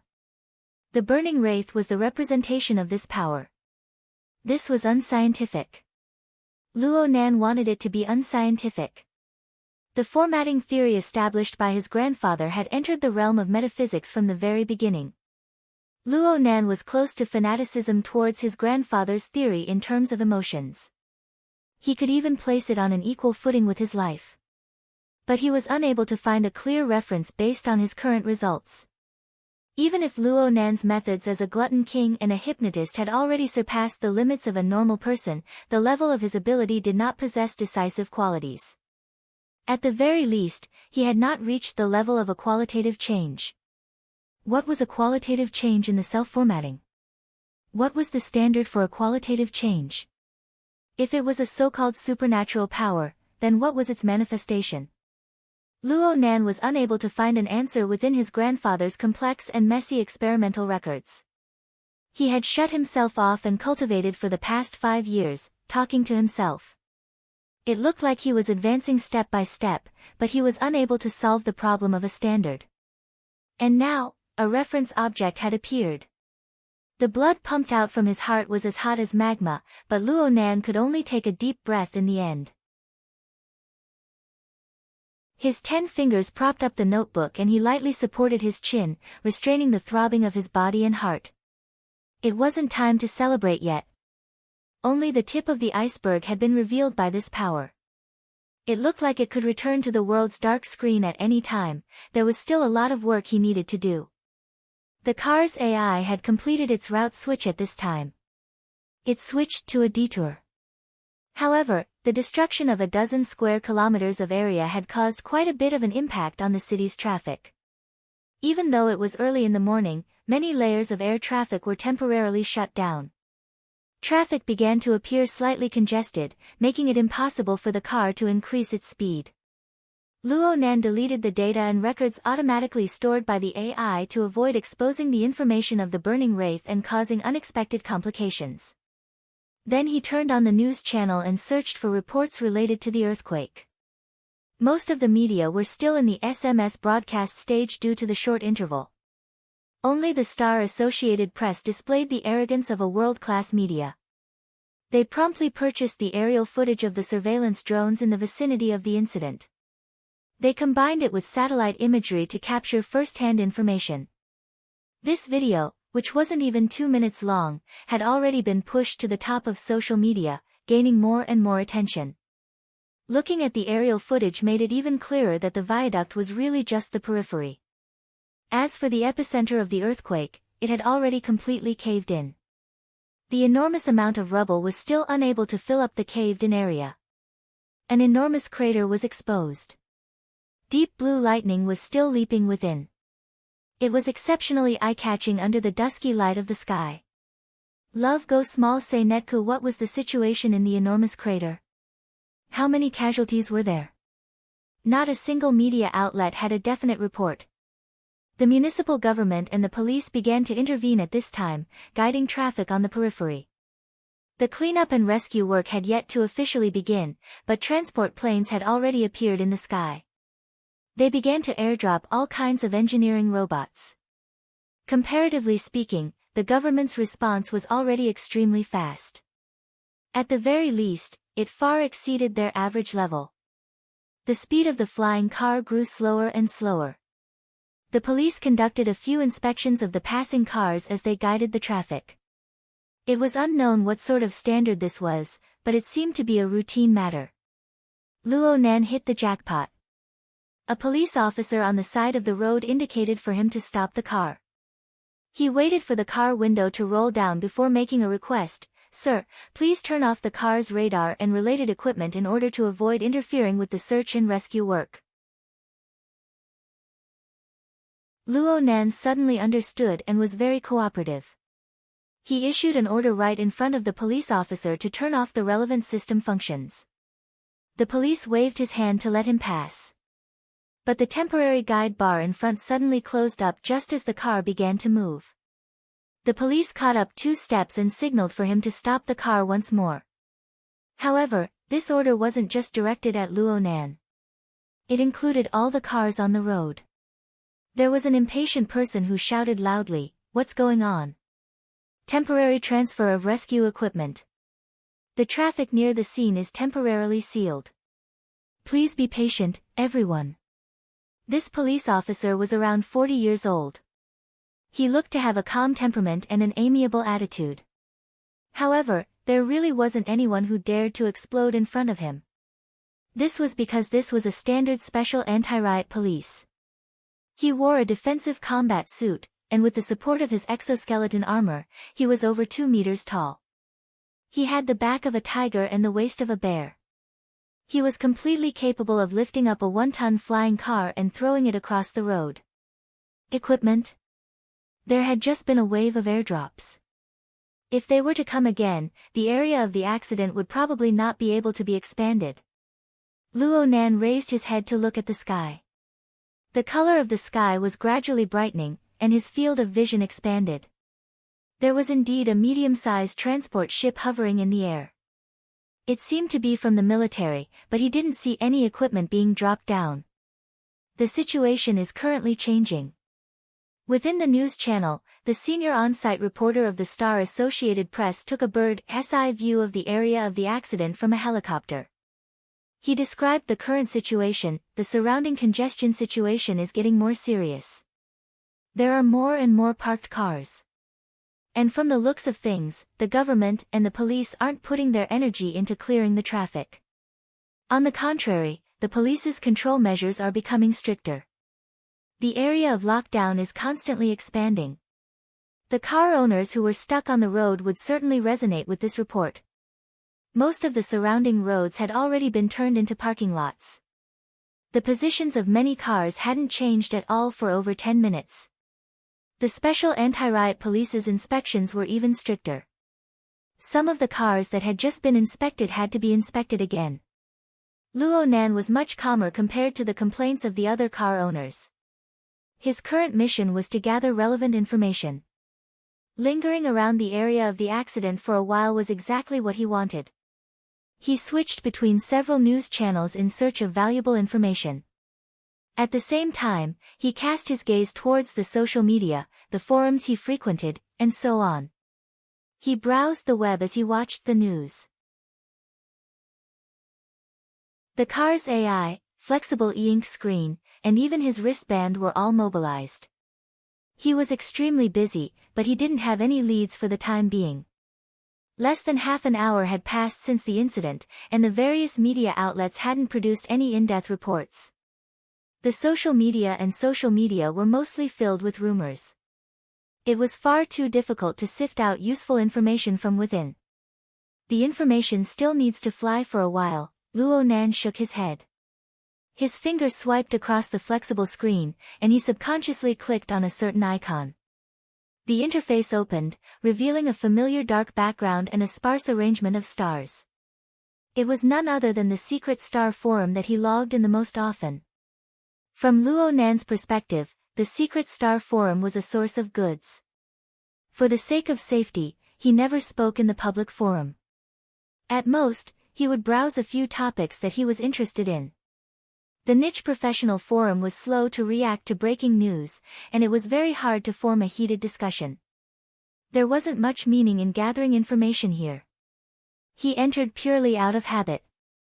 The hot topic that was pushed to the main interface today didn't seem to have any news value.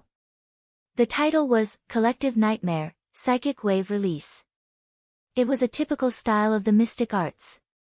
Luo Nan wasn't interested in this topic. Now that he had some free time, he pondered about sending a private message to the internal forum's moderator, attempting to unblock his account ahead of time. Luo Nan spent a few minutes choosing his words. When he exited the private message interface, he saw that the number of discussion pages for the hot topic had exploded by several times on the main page. The bright star effect had already been activated. The topic interface was pulled out, and it turned into a blazing star. And at this time, perhaps a moderator felt that the original title wasn't directional enough, so he made some changes. The title flashed, and it became Xia City's R&D District Earthquake Nightmare Discussion Thread. Open merge. Oh. Luo Nan was surprised, and he clicked on it in the first moment. The main post's content was very simple. According to the post owner, U-Spirit, he was a resident of Xia City who lived near the R&D district. He was sleeping when the earthquake occurred. He had a dream while he was half asleep. In the dream, his entire body was engulfed in flames. He heard a tremendous roar, and the shockwaves were like a giant will that crushed his entire body. It was like a ghost pressing down on him. It wouldn't have been a big deal if that was all. The key was that when U-Spirit woke up, his wife next to him woke up with a fright as well. The two of them actually had the same dream just now. Every detail was extremely similar. It was like they had watched a horror movie together. U-Spirit posted this experience on the forum. At first, no one paid attention to it. He himself didn't think much of it. He simply made a live broadcast of the earthquake news in the post. But he never expected that someone would open a new topic in a short few minutes. They talked about the earthquake nightmare. The content of the dream was practically identical to U-Spirit's description. Afterwards, people followed up one after another. Some replied in the post, and some opened new posts. In the end, the early morning Secret Star forum exploded into a huge discussion. Then again, there was a limit to how popular a niche forum could be. Luo Nan skimmed 10 lines at a glance. He quickly scanned through the discussion content of the post, and he felt that he hadn't had enough yet. There are only 2 or 3 examples of true personal experience. No matter how small the Secret Star forum was, its members came from all over the world. There were over 70,000 registered IDs. Divided by 88, there were less than 1,000 people. There were even fewer people living near the R&D district. There were also some people who recognized this point. They began to import relevant information from mainstream communities and social media. Things were easier with more people. The information that Luo Nan couldn't find with great difficulty was presented in a blowout fashion under the collective search of over 1,000 people. Only now did many people realize that the topic of Xia City's collective nightmare had already formed an undercurrent on the internet. Moreover, the momentum was growing stronger and stronger. The atmosphere of discussion on the Secret Star forum became even more heated. Even though the moderator had already established the rule of opening new posts, there were still people endlessly opening new topics. They also brought related topics in depth. There was an ID called Historical Data Shredder, who opened a new post. He established a statistical chart for this incident. He imported all the relevant examples on the internet into it and updated it endlessly. Soon, the bright star effect was stimulated. Luo Nan felt that his words were meaningful. The data was organized extremely well. You can see from the diagram that the nightmare psychic wave's range of influence reaches a maximum of 300 kilometers. It covers the entire city of Xia. With the area of the incident as the center, I call it the core area. There are over 20 examples on the internet right now, and it doesn't matter if the people involved are asleep or awake. Historical Data Shredder sorted out over 50 effective examples in total. Half of them were in the core area. As for the areas outside the core area, the density of the examples dropped substantially. The further the distance, the rarer the examples were. It was very hard to verify. However, Historical Data Shredder claimed that according to his understanding, a considerable portion of the sensors outside the core area were people who were publicly recognized as having cultivated. He expressed that he would constantly update the relevant data and hoped to receive everyone's help. Later, Yuling, who first posted the thread, replied. She said that she would be taking her wife to the hospital for a checkup in a moment. She would post the results on the forum, attracting a wave of waiting voices. Luo Nan lightly pinched his chin. Then he used his wristband to contact the school's medical department. He made an appointment for a physical examination. He was going to compare the results of the Yuling couple's examination. Bang bang, bang bang. A discordant noise suddenly entered Luo Nan's ears. There was a forceful knock on the driver's side of the car window. Luo Nan was stupefied. It was during this pause that the person outside directly stomped the car door. A sharp voice followed. Even the soundproof car body was unable to block it. Xia Junping, come out.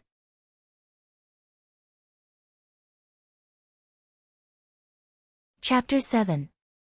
Genius 1 second. Remember if you want to go. Shuanet provides you with wonderful novels to read. The phantom screeched in alarm. Not only did this not deter the person outside the car, but it made her even more aggressive.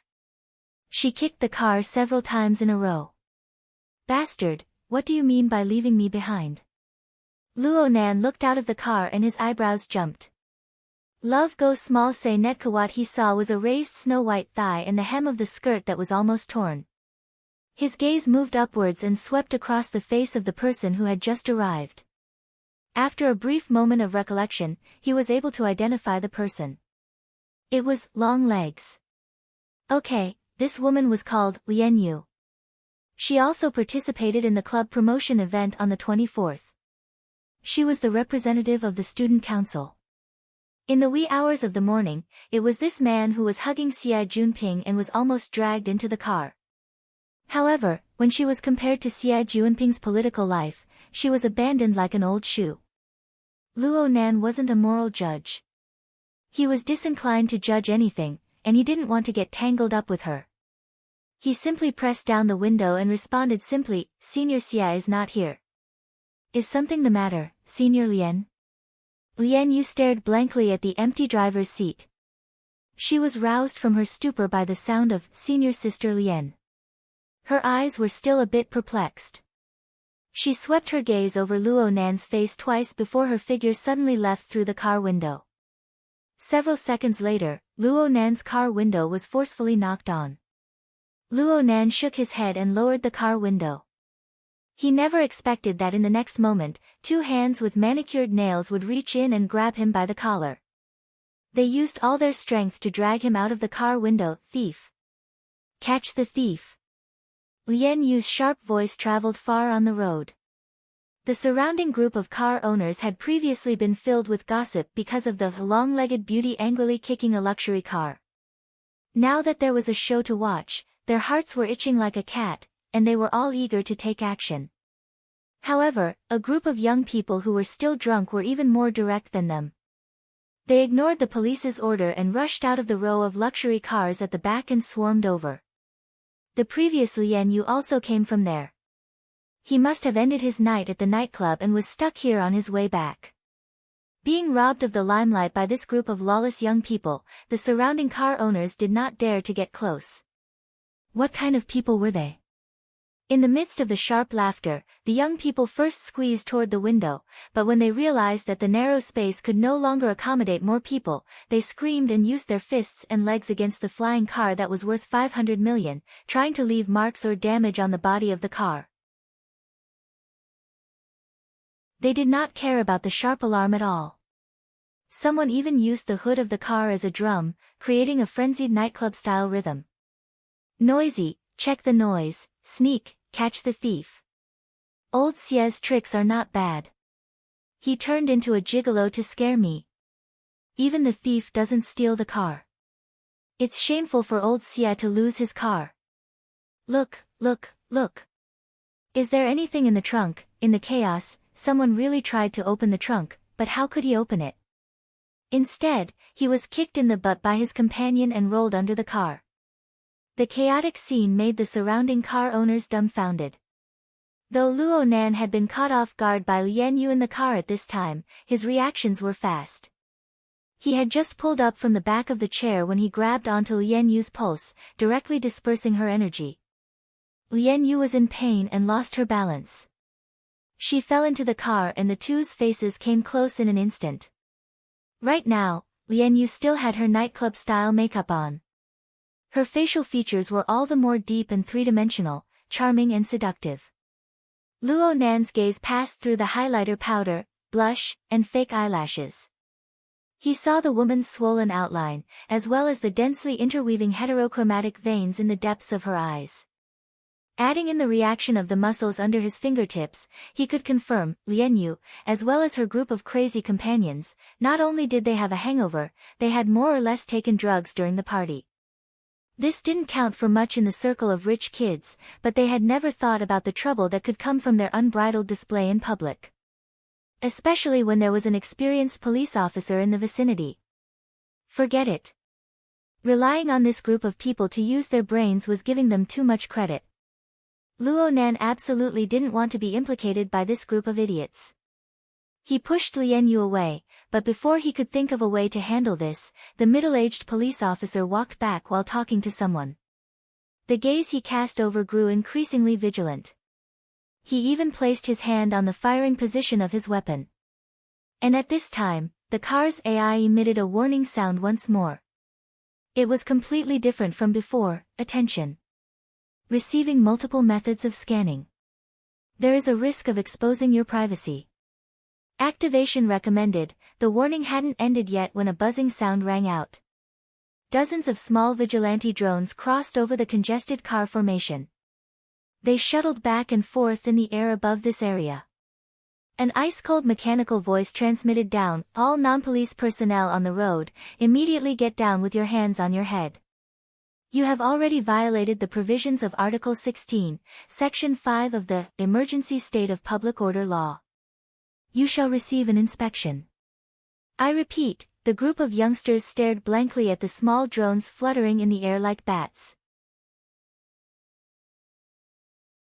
The clamorous and chaotic atmosphere immediately dissipated by a large half. However, not everyone was able to maintain a basic level of sobriety. There was a warrior who raised his middle finger towards the flock of bats in the sky. Police dogs, get out of the way. What responded to him was a throbbing electric flame. The warrior didn't even let out a grunt.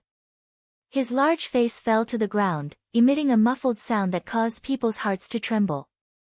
The surroundings of the phantom flying car immediately emptied out. As long as they still had a brain, they immediately obediently got down on the ground with their hands on their heads. Even if there were a few who were numb, they were forcefully pulled down by their companions. There was no way to reason with the vigilante drones, right? Society had always been quite critical of AI police enforcement. They said that they had no sense of gravity and that it was easy to cause accidents.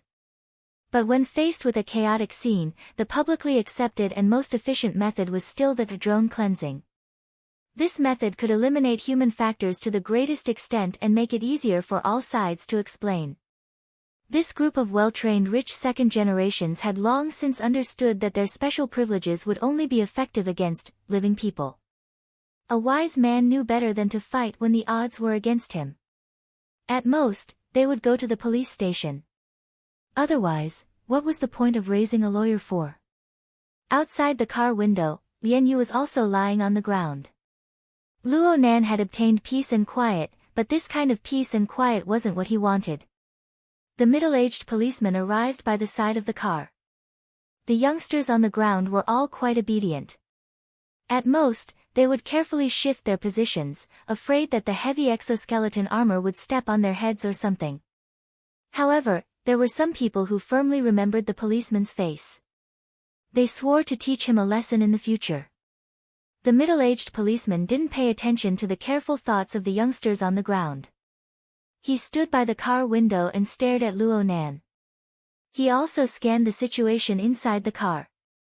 The car's AI was still issuing a warning of privacy exposure. Luo Nan found it noisy and simply turned it off. He was very clear that the so-called multiple methods of scanning was most likely the work of this police officer's equipment. Luo Nan's heart was calm. He took the initiative to ask, "Officer, what's the matter?" Since Luo Nan cooperated, the middle-aged policeman followed the rules. He saluted Luo Nan and showed his identification. The identification showed that his name was Shui Weiluan. He was actually over 50 years old. It really couldn't be seen from his appearance. The negotiation between the two had been quite peaceful up until now. But this kind of atmosphere immediately collapsed when Officer Shui requested Luo Nan to open the trunk. Officer Shui grabbed a translucent box from the trunk. He didn't say anything more to Luo Nan. He simply opened the box. His armored fingers displayed astonishing nimbleness. Soon, he saw the small sealed bottles within the box. He unscrewed one of the bottles and took out a capsule-shaped pill from within. He rubbed it lightly, and specks of white powder sprinkled out. The red light of Officer Shui's waist-mounted scanner flashed. He turned his head to stare at Luo Nan with an unfriendly expression. The corners of Luo Nan's eyes twitched. His many years of experimental experience made him especially sensitive to certain drugs. He instantly realized the troublesome situation before him, Xie Junping, this troublemaker. Another absurd thought immediately popped into his mind. Perhaps, he could get a channel from Xie Junping in the future. Xie Junping sneezed again. The tip of his nose glowed red. He knew that this was certainly the result of the resentment virus from many people. He caught a cold and was badly battered. He brought it all on himself. It wasn't easy for him to settle things with Meng Zhong for the time being. Then the unforeseen event in Xia City nearly scared him to the point of pissing his pants. There was still a bottle of True Fate in the car. How could he have forgotten? The one who informed Xie Junping of this news was none other than Miss Zhang Yingying of the Hidden Indigo firm. Right now, the two no longer needed to be sneaky. It was fine to directly engage in virtual communication. With the support of AR technology, it was as if the two were conversing face-to-face in a reception room. Xie Junping had always cursed Zhang Yingying as a telephone operator. She did the work of receiving and handling calls in the Hidden Indigo firm. But he had to admit that this poison-tongued telephone operator was indeed a very eye-catching beauty. Zhang Yingying looked to be only 18 or 19 years old. Her medium short hair casually draped over her shoulders. Her facial features were bright and generous. She had a bit of a boy's aura, but her figure was not that of a boy's at all. It was already autumn. She wore a sleeveless camisole top. Her snow-white shoulders and neck were exposed. Two thin threads intersected above her steaming chest. It was enough to attract the gazes of all men. From the waist down, she wore a short denim skirt. There were many layers of lace decorations. It was extremely cool. Right now her snow-white long legs were propped up high on the boss's table. Her Roman-style strappy sandals swayed left and right. She looked quite casual. The short denim skirt slid down to the base of her legs. But due to the angle, there was no way to take advantage of her. Right now, Xie Junping didn't have any thoughts of taking advantage of her. He paced back and forth in the room, restless and impatient. Everyone knew that low addictive psychotropic drugs were rampant throughout the world. It was simply inconceivable that this stuff wouldn't appear in private parties of the wealthy. But political opinion didn't care about this. As long as you were stupid enough to expose yourself, you would certainly be killed with a hammer. You wouldn't be given the opportunity to explain. In a certain sense, this was even more serious than him sneaking off to attend a party. And then there was the matter of his gang of scoundrels who ignited this fatal issue. Every thread was linked together. The consequences weren't as simple as 1 + 1. Lian Yu, you slut. Li Xuecheng, I'll remember you. Lu Tao, you bastard. Xie Junping was like a trapped beast. He let out a mournful wail in an invisible iron cage. Of course, he was even more anxious to know what the situation was over at Xia City. Had he already been implicated? What the hell are you raising lawyers for? Let them go. Zhang Yingying had a troublemaker stay away from me expression of disdain. She showed signs of slacking off. Xie Junping's mind was as clear as a mirror. This little girl was clearly treating him like a sheep again. The problem was that he was panicking in his heart. He could only smile apologetically. These are extraordinary times.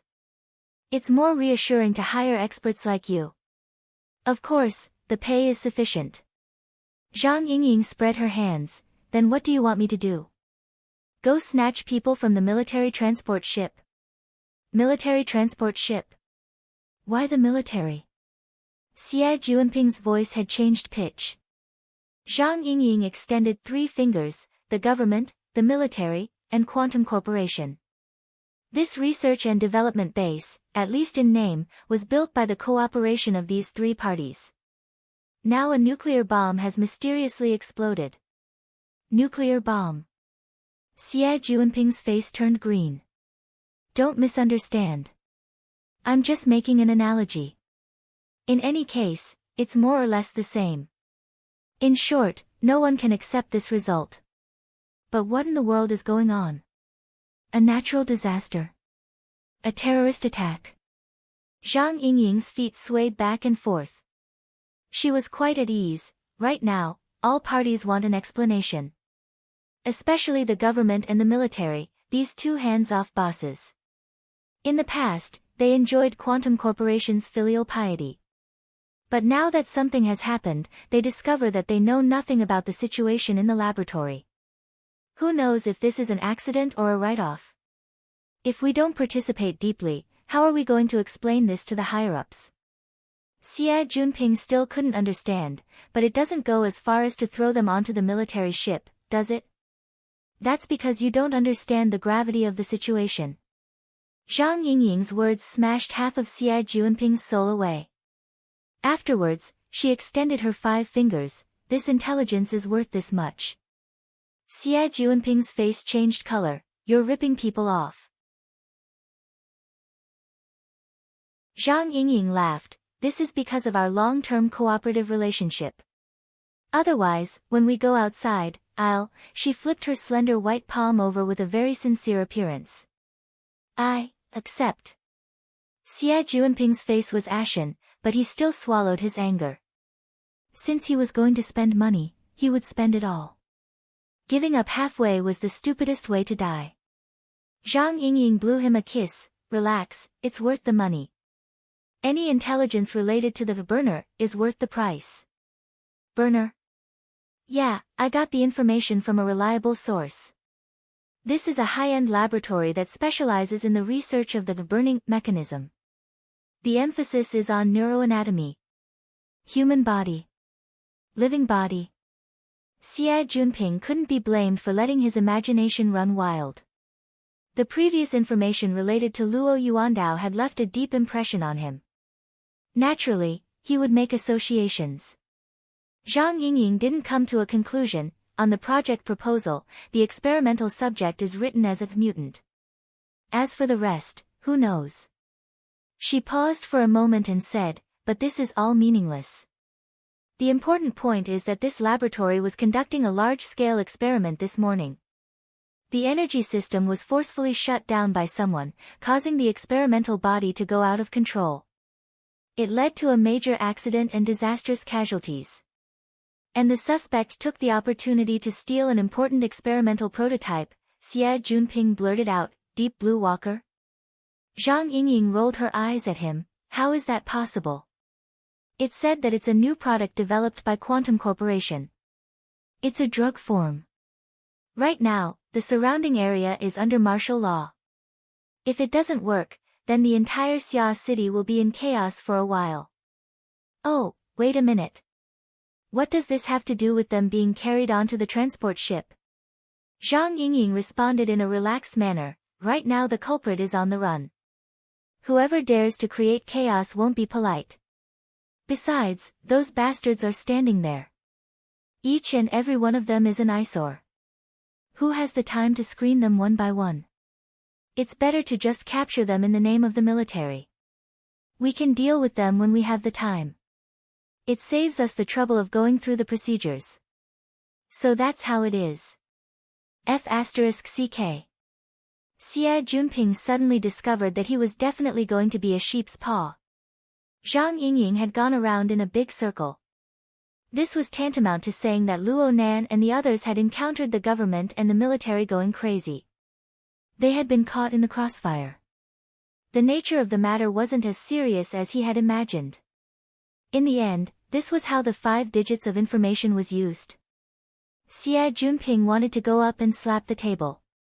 He finally remembered that this was a virtual dialogue room, but his expression was extremely ugly. Zhang Yingying was very clear about his thoughts. She immediately shook her head and sighed. People like you are incurable. If it were your father, he wouldn't even have the time to be grateful. The important thing is the drug. The drug. Do I even need to spell this out?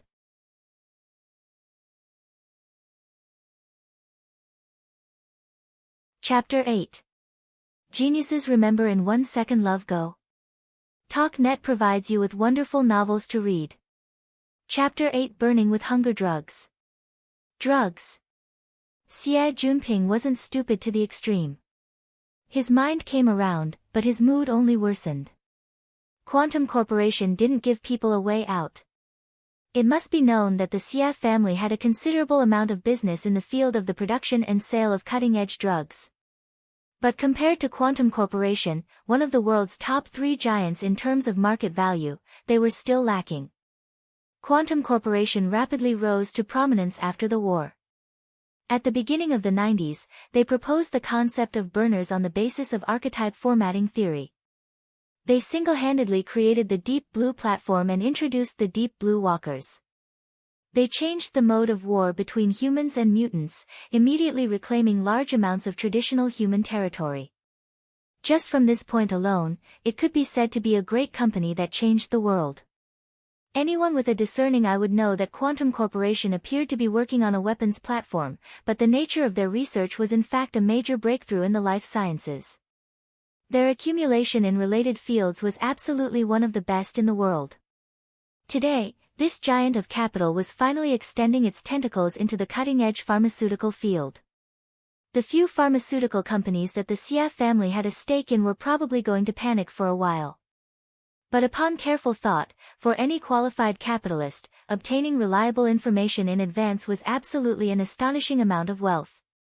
Zhang Yingying crossed her arms and sneered when she saw Xie Junping in a daze. Sheep, is it worth it? It's worth it. It's absolutely worth it. Xie Junping's face had always been used to be sold. He laughed mischievously as he lightly slapped his own face. Yingying, you owe me a great favor. I'll remember your kindness for the rest of my life. Zhang Yingying's small face was so tender that water could be squeezed out of it. But she was essentially invulnerable. She didn't even bat an eyelid. Okay. This year's fees will increase by 50%, right? I'll thank you on behalf of the boss. Love Go Little Say Netku. Xie Junping immediately became listless. He hastily messed up his words. Oh right. Does Quantum Corporation and Luo Nan have a grudge? That archetype formatting theory. Zhang Yingying responded lazily, no matter how wrong Yan Hong is academically, the results he sold to Quantum Corporation are already set in stone. The size of an individual is meaningless when compared to a financial group. Quantum Corporation won't care about these little ants. Don't scare yourself, okay? Xia Junping was not really concerned about this matter, but he thought of another problem. He hemmed and hawed for quite a while before finally opening his mouth. Luo Nan has been brought onto the warship. Do you think if you're worried that I'll sell you out, just say so. Zhang Yingying sneered, although it's normal to sell you out, from the looks of it, there isn't any. According to reliable sources, he hasn't said a word since he was detained. Really? Xia Junping was a bit suspicious. Logically speaking, there was no need for Luo Nan to take the blame for him. Zhang Yingying shrugged. You'll never know what's on the mind of a hero of darkness who wants to leave his name in history. For example, videos. Video? That's right. Your 500 million renminbi phantom is recording the security footage automatically. Do you really think the police won't take it? Ah. Only then did Xia Junping react, and his face paled. That. Zhang Yingying sighed. By the time you react, the police's criminal record will have turned to dust. Relax, it's already been deleted. Xia Junping clasped his hands together and expressed his thanks over and over. It's all thanks to your thorough consideration, Yingying. There's no need for me to take credit for someone else's work. This is yet another righteous act of the hero of darkness. Damn. Benevolence. Xia Junping was truly shocked this time. The car was under his name, and this was an undeniable fact. As long as Luo Nan cooperated with the police and told the truth, and combined with the recorded video, it would be easy to remove suspicion. However, Luo Nan chose to delete the video and kept his mouth shut, giving Xia Junping leeway. This was a great favor. Xia Junping racked his brains, but he still couldn't understand how Luo Nan was able to do this. In the end, he could only sigh, benevolence. Benevolence is unparalleled. Though he said this, Xia Junping was pondering in this instant. Should he push the boat with the current and let the hero of darkness take the blame? Compensation could be discussed later, but after some thought, it didn't matter if his strength took the blame or if he framed Luo Nan. The middle operation would certainly increase, and the uncertainty would increase by a large margin. In the end, the phantom flying car was under his name. It would be hard for him to wash himself clean no matter what. Also, when he thought of Luo Nan and those bewitching pupils, Xia Junping felt an indescribable chill in his heart. He wasn't sure of the bottom line. Yingying, say it, what? Are you thinking of something crooked? No. Nothing of the sort. Xia Junping thought for a bit. It really wasn't good to say those words, so he simply stomped his foot heavily. Forget it. Luo Nan had already gone this far. He couldn't be a coward. He would first fish the person out before anything else. Yep, before this, let the hero of darkness continue to be benevolent. Luo Nan, who was unparalleled in benevolence, was sitting by himself in a corner right now. His back and his body were covered with ice-cold metal plates. There weren't any markings on all four sides. The rough, cold, and hard characteristic of a warship stuck in his mind. Luo Nan quickly digested the mental foreign object, but it wasn't so easy for the others in the same cabin. Each and every one of them had restless appearances. No one would have thought that what was supposed to be a very normal public security incident would actually result in them being brought to a military ship and placed in confinement. In the beginning, this group of rich kids clamored about going through the procedures and hiring a lawyer. But not even a reply was heard after an hour had passed. There were only ice-cold combat robots guarding the outside of the sealed cabin. The bulky anti-riot guns looked panicky. In the end, the dozen or so people could only stare at each other and gradually calm down. Luo Nan's head hung low. His breathing was faintly discernible. It was 8:00 in the morning right now. Normally, Luo Nan would already be in the classroom waiting for class to start at this time. And he would certainly have eaten at least 5 portions of breakfast by now. The cost of maintaining the structure of the vessel wasn't cheap. It required a considerable amount of energy. Right now, Luo Nan could only eat. He used the most traditional chemical method of humans to convert food into energy in order to replenish his consumption. And he had made a few extra preparations. For example, he carried an energy bar in his pocket. But today's accident had caused him to use up his energy bar early.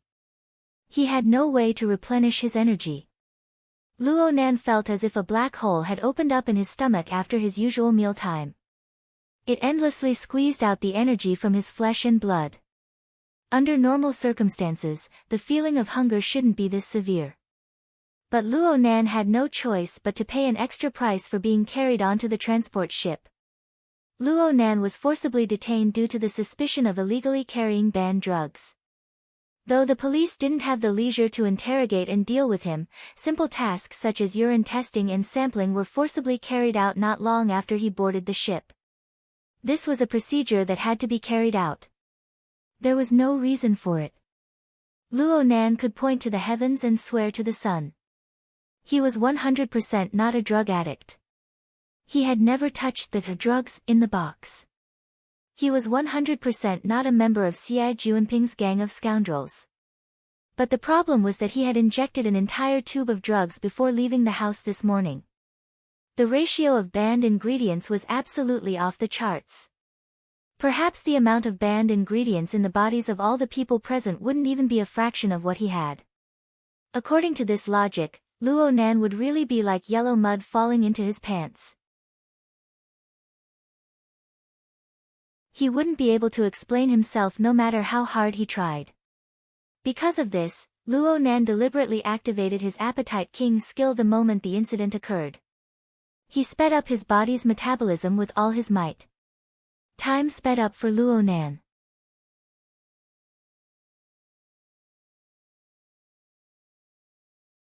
Chapter 9. A genius in 1 second remembers love. SpeakNet provides you with wonderful novels to read. Most of the sensitive psychotropic drug ingredients that the police were concerned about had a natural metabolism time of 5 to 10 days. Luo Nan had completed this metabolism process in a short half an hour from the time he was arrested to the time he boarded the ship. Plus, he had to pay attention to the digestion of sensitive ingredients when he concocted the drug. Luo Nan only did a small control of his urinary system when he took samples. A normal urine test could be ignored. As for other test samples, such as blood, hair, and the like. Frankly speaking, Luo Nan wasn't confident. So he didn't open his mouth from the moment he was forcibly detained. He didn't have the slightest intention of dragging Xi Jinping into this. Not to mention that it was meaningless, he still needed to rely on that fellow to help him escape. There was more or less a price to pay for choosing this path. Luo Nan's metabolism sped up and his internal organs consumed large amounts of energy. This short hour was equivalent to Luo Nan fasting for over a week. His body fat consumption and muscle decomposition accelerated in order to ensure the supply of nutrients to his brain and nerve center. His neurons were excited and inhibited repeatedly, causing Luo Nan to feel terrible right now. Pain, numbness, and slight hallucinations endlessly assaulted his senses. Luo Nan sat motionless on the ice-cold deck of the ship. Actually, every muscle in his body was suffering. They were all twitching subtly. This was the sign of a functional disorder in his nervous system. He closed his eyes and completely ignored the grumbling rich kids around him. He chanted the 16-word mantra. In the beginning, he chanted in an extremely fluent manner. A humming sound shook his brain. But the speed of his chanting grew slower and slower. His voice grew lower and lower. In the end, no sound came from between his lips and teeth. There were only short words that gurgled and flowed in his mind. My heart is a prison, my heart is a furnace, my heart is a mirror, my heart is a nation. Luo Nan's mind gradually gathered along with the flow of his heart. Distracting thoughts were eliminated, and he naturally entered the visualization step. Silver thread-like lines constructed the structure of a tetrahedron, an inscribed sphere, and an outer scribed sphere in the void. It was like some sort of marvelous celestial body. It rotated in solitude within the dark space of the universe. Over the past 5 years, he had been progressing hand in hand with his medicinal carving and chanting and breathing, forming a subtle correspondence between the vessel and the visualized image. Changes in the vessel would immediately affect the operation of the visualization diagram. On the other hand, adjusting the visualization diagram with one's mind could also roughly sort out the structure of the vessel, adjust the rise and fall of qi and blood, and affect the function of the organs. Luo Nan discovered that the damage to the vessel relied on the former. The accelerated metabolism and control of the urinary system relied on the latter. Of course, the latter was equivalent to interfering with the operation of the autonomic nervous system. It was an act that went against the natural physiology, and the price to pay was to suffer a backlash. Just like at this moment, there were some problems with the operating rhythm of the visualization diagram. Luo Nan had spent half an hour to accelerate his metabolism. Now he needed at least 3 times the amount of time to recover. Luo Nan had a certain amount of experience with this. His attitude was correct. In any case, he was imprisoned. He didn't need to think too much about the outside world. He just needed to slowly recuperate and everything would be fine. However, it didn't take long for him to realize that the situation wasn't as simple as it seemed. The visualized image operating in nothingness began to lag, and it was getting worse and worse. It was like a large-scale game running on a low-spec machine. No matter how hard it tried, it couldn't reach the perfect, smooth, and full picture quality. Moreover, as the machine overheated, the condition was getting worse. Love goes small say netku in the end, even the rhythm of chanting the mantra was affected. It was nearly impossible to continue the visualization. The backlash he suffered was actually this severe. Luo Nan didn't believe it. He stopped the visualization and muttered to himself for a moment. He adjusted his body and changed his sitting posture.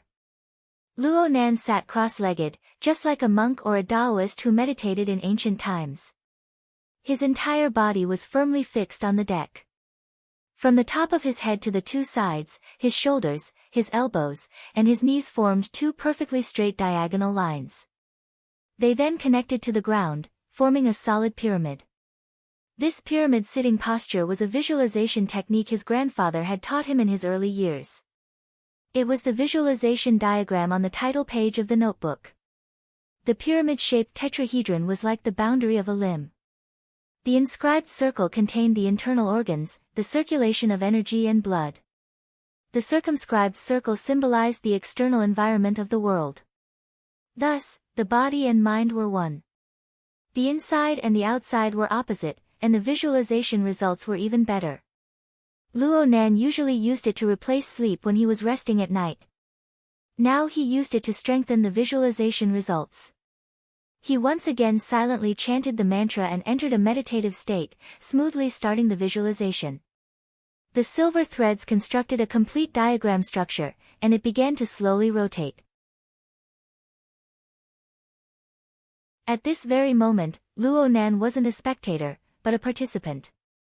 The boundary between him and the visualization diagram began to blur as he chanted the mantra. It was as if he had arrived in the boundless darkness. He had transformed into a towering pyramid that rotated in the void. In his daze, he felt that he wasn't moving at all. What moved was the squirming internal organs of his flesh and blood. What moved was the seemingly dark nothingness of the outside world. Between movement and motionlessness, the elements of harmony and disharmony were peeled off layer by layer and exposed. What the hell is this? There was clearly a power within the surrounding nothingness and darkness. Its volume wasn't large, but it was very solid.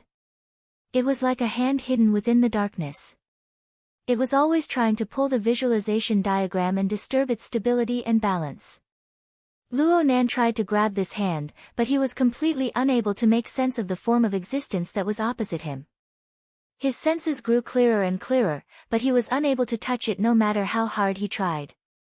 It was like a mosquito fluttering by one's ear at night. It came and went, making people loathe it. Or to be more precise, this was simply a specter that spiraled around inside and outside of his body. It wantonly devoured the essence of his flesh and blood, leaving him helpless. Stutter. After messing around for so long, it was a freaking virus. Luo Nan tried a few times, but it was hard to deal with it. Instead, his mind was in chaos. Distracting thoughts rose together, and he gradually grew impatient. He had no choice but to withdraw from the fixed space. But when he withdrew from the fixed space, his situation was even worse. Under the urging of his impatient emotions, the various itchiness, pain, and even slight hallucinations that had been produced due to the effects of hunger transformed into turbulent distracting thoughts. They leaped up from his mind and brazenly counterattacked. He had the momentum to sit on the throne once more. Or it could be said that it was more like a ball of poisonous fire that rolled within his internal organs. Luo Nan's lips and teeth squirmed slightly. What came out was no longer the 16-word mantra. Instead, it was simple and illogical vulgar words. His current state was very bad. He knew it was bad, but he was unable to control it. It was without a doubt that he was in an even worse state. As his mind became unstable, the interference from the outside world was no longer that easy to block. But there were still people who forcefully came up to him. "Hey!" Someone laughed beside his ear. "Kid, are you scared stupid? Or are you deaf?" Luo Nan raised his head slightly. He couldn't even open his eyelids. His current state had consumed far too much of his energy. He was already not too sensitive to the outside world. He was completely unaware of what had happened before, and he had no interest in knowing. However, the other person was unwilling to let him off. "You're so young. Why are you acting so aloof?" Luo Nan finally raised his eyelids to gaze at the person who had come. It just so happened that this person was the only person he recognized in the room, Lian Yu.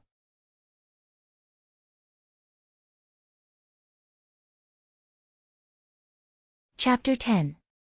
Genius 1 second remember love go away. SpeakNet, providing you with wonderful novels to read. Lian Yu had just come back to her senses.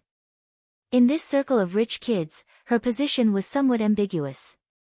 The reason for this, aside from her family background, was that she was two-timing Xia Junping and her real boyfriend at the same time. Her position was unclear. Because of this, she suffered a wave of cynicism and ridicule when she was thrown off the car by Xia Junping in the morning. It could be said that she was mad with anger. Plus, she had a hangover and other problems. Luo Nan had become a target to vent his anger on the road, causing this incident. Lian Yu's thoughts underwent a subtle change after she calmed down in the detention room. Her anger towards Xia Junping didn't lessen in the slightest, but she had a new plan for Luo Nan. She had been observing Luo Nan all this time. The vast majority of the people in the cramped and noisy detention room were either depressed or noisy. They were full of negative energy from head to toe. Only Luo Nan, this big boy, who looked to be the youngest, sat quietly in the corner from beginning to end. Aside from changing into a strange sitting posture once, there was practically no movement from him. The shadow in the corner gently covered Luo Nan's body, blurring his silhouette and many details. But looking at it as a whole, it was fully coordinated. It was like a mask and cloak at a masquerade ball, dressing up a mysterious and profound character. It seemed to be very tasty. So Lian Yu moved closer to Luo Nan. She observed him at a close distance, with a touch of provocation. Luo Nan's delicate, pretty, and quiet appearance was exactly her cup of tea. If he took revenge on Xia Junping into consideration, then it would be even more interesting. Of course, before this, she first needed to figure out the relationship between Luo Nan and Xia Junping. She needed to figure out why Xia Junping was burning with impatience in the morning and why this little fellow came up when he turned around. Lian Yu's thoughts couldn't be hidden from others. Someone laughed weirdly to the side. "Lian Jieyu, He's a vegetarian. You guys can't get together. Vegetarian is also very refreshing. Lian Yu didn't mind people calling her by her nickname at all. Jieyu was the title of an imperial concubine in ancient times. Her status was illustrious, and it also had the meaning of charm and beauty. It couldn't be considered a bad name. As for using her beauty to charm people, or even the evil intentions of not being the legitimate wife, she naturally disregarded them. Lian Yu herself indeed had a heroic spirit that didn't care about meat or vegetables, and she even had the capital to do so. Her well-defined facial features gave her a bit of a mixed-race look. What was really against the rules was her voluptuous and tall figure. She even purposely wore a burgundy tight-fitting short skirt that accentuated her seductive body parts while also showing off her slender waist and long legs to maximize her charm. Now, in order to keep warm, she borrowed a man's outer robe and put it on. But when she spoke, she habitually gestured with her hands, and the front of the robe opened naturally. Her unbridled snow-white skin and the shadow of her coy figure formed a first-class natural composition. It could simply suck in the eyes of the surrounding men. However, all Luo Nan felt was irritation and pain. Lian Yu's attitude towards Luo Nan had completely changed. She wanted to amuse him a bit. She giggled as she went to pat Luo Nan's shoulder as she spoke. She really didn't use much strength in her slap, but Luo Nan had already returned to the state he was in when he and Xia Junping had just parted ways. His face hurt from the mist. This slap was simply like an axe chopping down on his shoulder. In an instant, his entire arm and half of his shoulder didn't seem to be his anymore. Luo Nan's entire face twitched, but Lian Yu only thought that he was nervous. She placed her hand on Luo Nan's shoulder and didn't let go. She borrowed a bit of strength and seductively bent down. We're all fellow inmates who have gone through trials and tribulations together. Aren't you going to introduce yourself? Any other man would enjoy this kind of benefit, but the current Luo Nan just wanted to smash a fist into her face. It hurts. It really hurts. Luo Nan felt as if a fire was burning in his heart. In reality, he had already clenched his fists tightly. But his remaining reason told him that there wasn't any deep hatred or hatred involved. It was just the habitual hunting of a carnivorous woman, that's all. Luo Nan tried to use this to disperse his energy and return to his normal state. He used as flat a tone as possible to reply, Acumen College. 10th grade. Luo Nan. Huh. It really is my junior. And it's a little fresh meat. Lian Yu was a bit pleasantly surprised. Right now, she found Luo Nan more and more pleasing to the eye. His delicate and tender face paired with a cool expression. Yep, and that serious posture of meditation. She couldn't tell if he was angry or shy, but he really was very cute. She couldn't help but want to tease him a bit more deeply. She reached out her hand to touch Luo Nan's face. Her attitude was too obvious, and this insane benefit release aroused the jealousy of some people.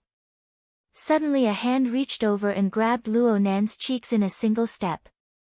The person was also laughing and giggling, but his fingertips exerted force, directly squeezing Luo Nan's face until it deformed. Fresh meat? Fresh? Luo Nan's heart thumped. His brain didn't work. He completely relied on his body's instincts to forcefully wave his hand and slap away this person's dirty hand. The intense emotions contained in this action were undoubtedly an intense stimulation to this group of alcoholics and drug addicts. The person who reached out his hand was already in a bad mood. He took advantage of the situation to kick over, "Motherfucker, you're being cocky." This kick fiercely stomped onto Luo Nan's shoulder with enormous strength. Luo Nan's body leaned to the side and even Lian Yu was pulled askew. The notebook on Luo Nan's knee slipped down amidst the chaos and was swept away by Lian Yu, who had lost her balance. She slid 2 to 3 meters away. Lian Yu was wearing 10-centimeter high heels. She nearly sprained her ankle in her fluster. She only didn't fall to the ground because she was supporting Luo Nan. She felt that she was in a sorry state and the anger in her heart suddenly rose. Li Shuecheng.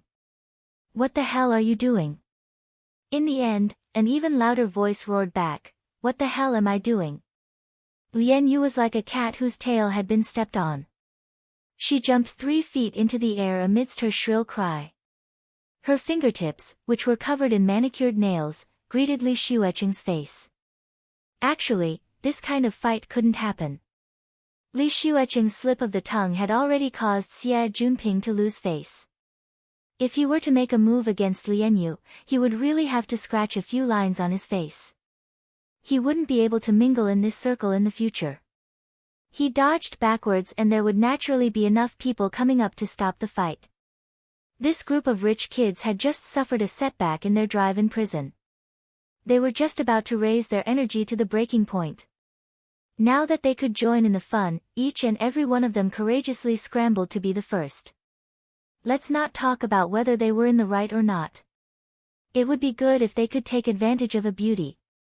Lian Yu had already been hugged by 3 or 4 big men before she could even rush up. Words of persuasion left and words of persuasion right.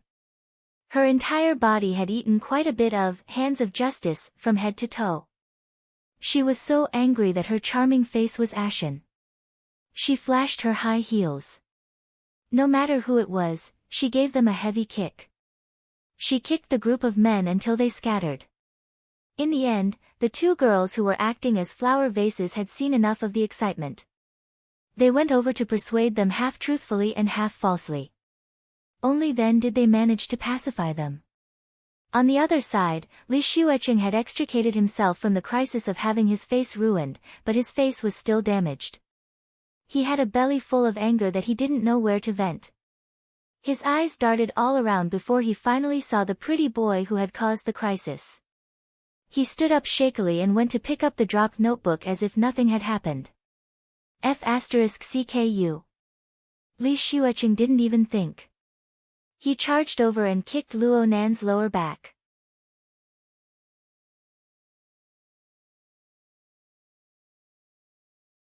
Chapter 11. Genius 1 second. Remember if you want to go. Shuanet provides you with wonderful novels to read. There were many people to the side, and the space was narrow. Li Xueqing didn't use his full strength. He only kicked Luo Nan to stagger, but Li Xueqing himself nearly slipped and fell. Love Go Small Say Netku. He had finally regained his balance and was about to rush forward again. Luo Nan suddenly turned around at this time. Strangely enough, when their eyes met, Li Xueqing felt an inexplicable panic in his heart and unconsciously stopped walking. Lian Yu had already calmed down. Li Xueqing's actions had attracted everyone's attention. Li Xueqing's actions were obviously inappropriate, but Luo Nan wasn't a person of this circle. This group of rich kids had no obligation to mediate. Not to mention that there were quite a number of people who were still brooding over the can of destiny in the phantom flying car. Even if there was a 9% chance that Xie Junping was the culprit, as long as there was a 1 in 1,000 or 1 in 10,000 chance, they would be able to shift their resentment onto Luo Nan. Everyone looked on with cold eyes. Lian Yu, on the other hand, felt the attitude of the group of scoundrels in the circle. It was not good for her to step forward and intervene. With an ashen face, she angrily stood at the side. Of course Li Xueqing knew the attitude of his companions. He really did have the heart to go up again. But he didn't know why, even though Luo Nan's face was ashen like a corpse and he looked like he could be blown over by the wind, Li Xueqing was unable to take a single step when he looked directly into Luo Nan's eyes. 1 or 2 seconds wasn't a problem, but 3, 4, 5, 6, 7 seconds had passed, and he still hadn't moved. This was King battle pose. The surrounding scoundrels had obviously noticed something and were already laughing in a low voice. Li Xueqing felt even more embarrassed. In the past, when it came to this kind of thing, there would naturally be bodyguards and attendants to take care of it. Who the F***ck knew that they would feel so uncomfortable when they were on the spot? She couldn't help but fly into a rage out of humiliation. She saw that Luo Nan's notebook was right under her feet, so she simply stomped her foot to vent her anger. She stomped right in the center of the notebook. The thick book instantly caved in, and a faint cracking sound came from between the pages. Across from him, Luo Nan was suddenly stupefied. Li Xueqing immediately understood when he saw Luo Nan's expression. His foot had truly stepped into the pit of Luo Nan's stomach. Li Xueqing immediately felt great pleasure. Even the feeling of cowardice that was wrong dissipated quite a bit. He added more force to his feet, and his heel made a good circle on the notebook. At the same time, he drew out his voice, rising and falling rhythmically, like an aria. I'm sorry, Li Xueqing's actions were actually very tasteless and degrading, but since they were on the same side, there were quite a few people around who were laughing and jeering.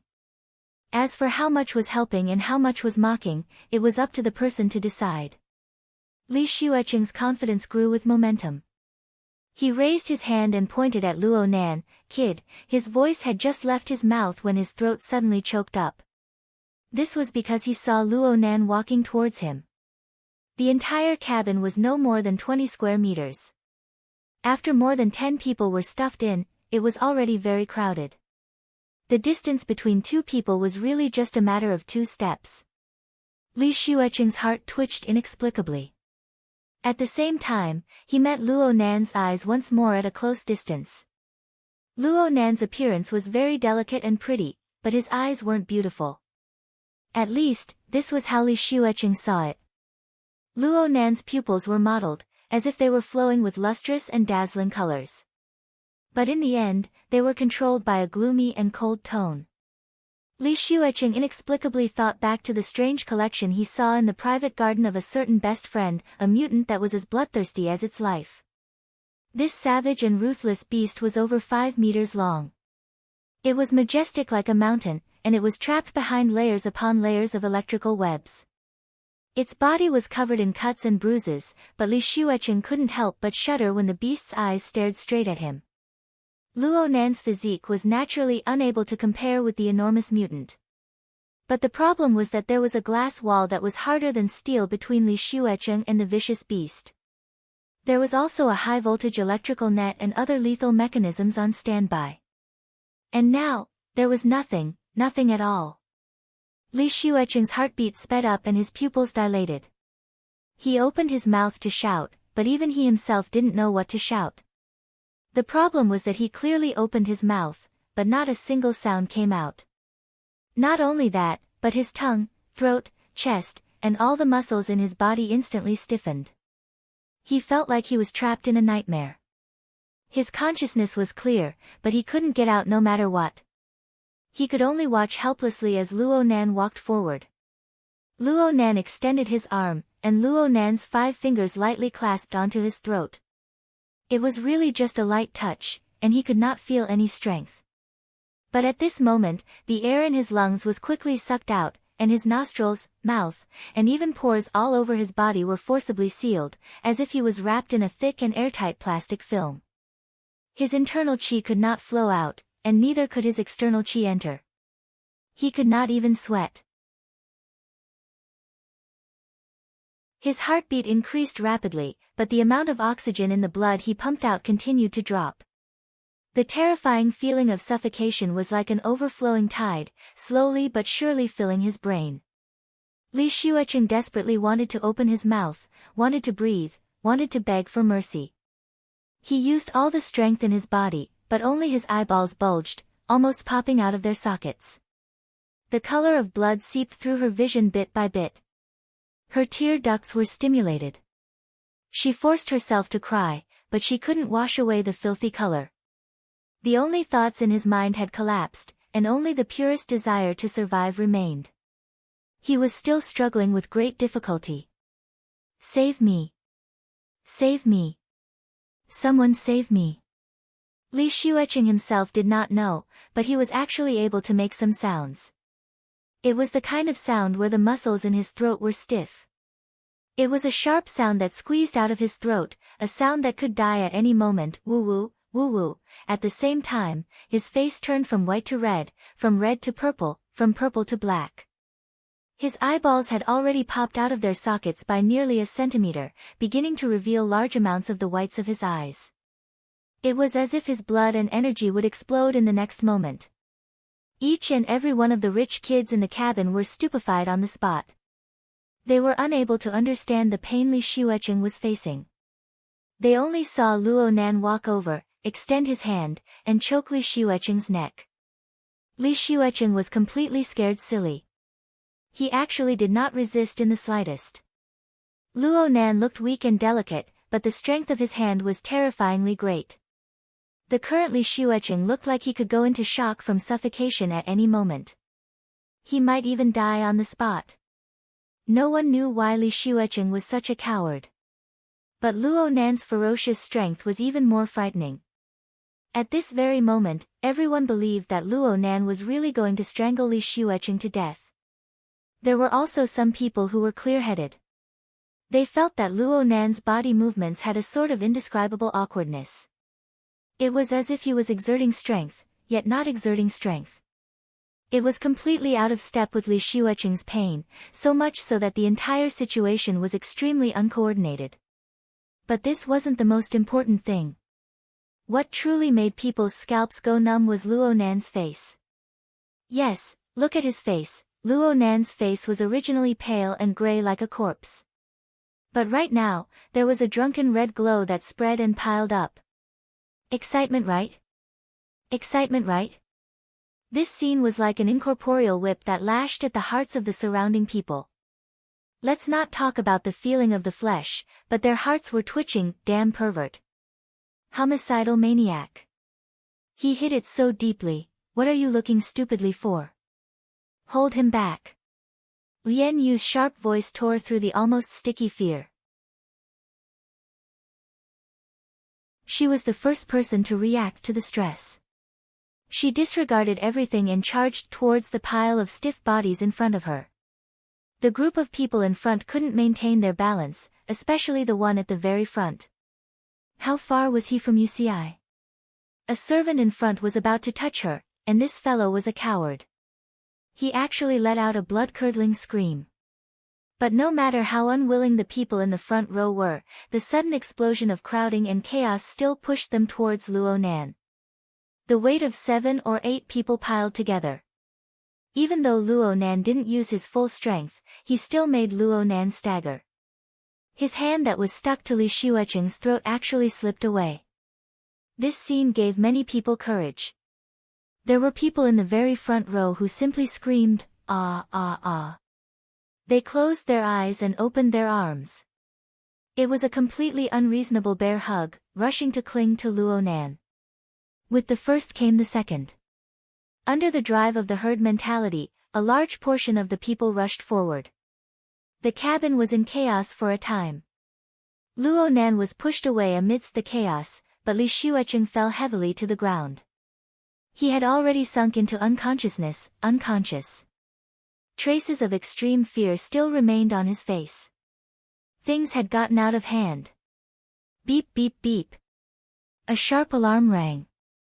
The armed mechanical soldiers that had been there all along were instantly activated. They turned around and pointed their anti-riot guns at the chaotic crowd.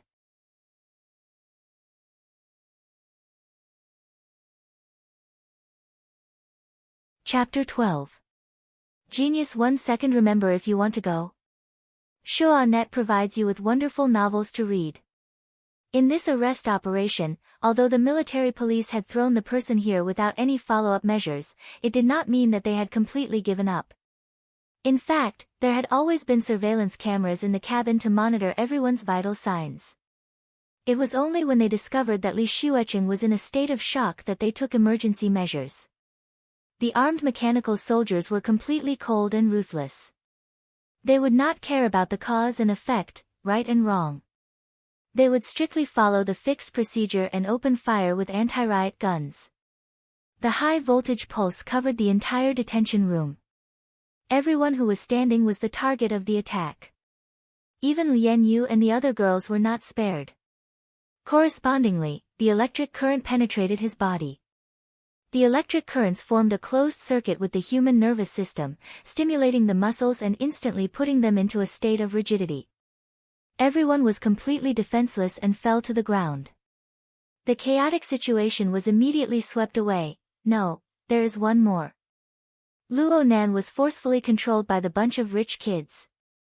Some grabbed him by the waist, some hugged him by the legs. Perhaps it was because he had a few more layers of meat shields, but he didn't collapse immediately. He staggered a few steps and finally managed to maintain his balance. His body was half bent and his hands were on his knees. His calves seemed to be trembling and swaying, as if he could fall at any time. But even so, Luo Nan still stood there. He raised his face slightly, and the blood-red color on his face faded a bit. His eyes stared fixedly over the bars of the detention room, staring at the muzzles of the armed mechanical soldiers. The armed mechanical soldiers also coldly locked onto their only target. Just as they were about to attack again, soldiers in combat uniforms rushed in from the door. The person in the lead was a captain officer. Retreat! The voice-controlled command was issued, and the armed mechanical soldiers' electronic eyes immediately turned black. Love go small say Netka. The captain's gaze swept across the room and he said sternly, "Everyone, get on the floor and put your hands behind your head." He didn't say what the consequences would be if he didn't do it, but no one wanted to test the law. Even though the numbness had not completely passed, the group of people were still correcting their postures, each of them more obedient than a lamb. Lian Yu sneakily raised her head and cast her gaze towards Luo Nan. There should be many people like her who strongly felt that this sinister and ruthless pervert was stubborn to the end and wouldn't obey the captain's orders. But reality left them completely flabbergasted. Luo Nan crawled down slowly and with great difficulty, but he was extremely obedient. His hands crossed and held the back of his head. Since Luo Nan had moved a few steps before, he was a bit closer to Lian Yu's position. From Lian Yu's angle, she just happened to see Luo Nan's face. He seems to be trembling. It can't be that he only understands fear now, right? Before he could finish his thought, he heard a faint buzzing sound. It sounded like a bee flapping its wings, carrying a faint rhythm. The source of the voice was none other than Luo Nan. Only now did Lian Yu discover that although Luo Nan was lying on the ground, his posture was a bit different from the others. He rested his chin on the ground and looked straight ahead. His lips moved slightly, and the strange sound came from them. It looked like a wasp with a broken wing, struggling on the ground. Could it be that this fellow had gone mad? Lian Yu shuddered and secretly clenched her teeth. She cursed a certain someone who was hundreds of kilometers away. Xia Junping, you bastard, just what kind of people do you know? Xia Junping certainly wouldn't reply, but the military quickly made a judgment. From the perspective of Lian Yu and the others, the armed mechanical soldiers and military personnel appearing one after the other meant that the matter had certainly gotten out of hand. They didn't know how they would be dealt with. But reality proved that in the eyes of the military, a small conflict caused by a group of temporarily detained youngsters was nothing more than a fart. When all was said and done, the military only assisted the police in managing the case. There was no need to waste energy on this. The final treatment was merely to carry the unconscious Li Xuecheng out for treatment. Then they dragged Luo Nan, who didn't fit in with the others, to lock him up by himself. No one objected to this. Even if they did, it would be meaningless. But Luo Nan spoke in a low voice as he was being brought out, "There's still my notebook. It's coming. It's coming." Lian Yu and the others all stared with wide eyes. They wanted to see how this deeply hidden pervert would reveal his vicious and untamed side. However, the development of the situation made a fool of them once again. The captain didn't get angry. Instead, he indicated for his subordinates to go into the cabin and pick up the notebook. He picked it up and flipped through 2 pages. When he saw the cracked flexible screen, he gave it a few more glances. Then he handed the notebook back to Luo Nan. Luo Nan didn't say anything more. He obediently followed the escorting soldier and left. He was quiet and restrained from head to toe, just like the impression he gave others in the beginning. While Lian Yu and the others looked at each other in dismay, Luo Nan was brought into a solitary confinement room. It wasn't too far from where he was locked up before. Since it was a solitary confinement room, the space was narrow. It was reasonable. There was only a single metal chair placed in the room, and it was fixed to the ground. It would pretty much fill up the rest of the space if it was turned in a circle. This was the place that claustrophobic people were most afraid of, but Luo Nan didn't care. He sat on the chair, and the notebook was naturally placed on his knees. He first wiped away the footprints and dirt on the cover, then he carefully opened it. The metal ring frame of the notebook was already a bit deformed from Li Xueqing's heavy trampling and crushing. The opening and closing tab wasn't too flexible either. But this kind of damage wasn't much compared to the flexible e-ink screen. It was unknown where Li Xueqing got his strength from, but the flexible e-ink screen, which was extremely flexible and tough, had over a dozen fine cracks. Some of them ran through the entire screen. It looked like the flexible e-ink screen would fall apart with just a bit more strength. However, the flexible e-ink screen could still be used even in this way. The screen lit up with a light swipe. Luo Nan felt a bit relieved. Next, he didn't care about anything else. He directly opened up his most commonly used drawing software. The familiar loading sign lit up, and he soon cut into the normal interface. The draft of the burning wraith appeared on the highest level. It looked quite normal. Luo Nan let out a long breath. He pressed his finger long, wanting to enter the next level interface. But the temperature of his breath didn't even have time to change when the flexible e-ink screen suddenly darkened. It automatically shut down, without a trace of light. It was like an ominous black post that had been smeared with ink. Luo Nan tried many different methods to reboot the screen, but he didn't see any reaction. He began to stare blankly as he faced the pitch-black, shattered screen. The miniature camera in the corner locked onto Luo Nan's stupefied and stiff face, transmitting it to another cabin on the warship. There, the freshly minted lawyer, Zhang Yingying, rushed over, looking travel-worn. She was currently handing over legal documents to the relevant person in charge of the ship. Right now, she had changed into an old-fashioned ash-black dress suit. Her hair was coiled up in a bun. The only bright color on her body was the gorgeous sapphire blue scarf around her neck. Oh, there was also that pair of slender and long calves.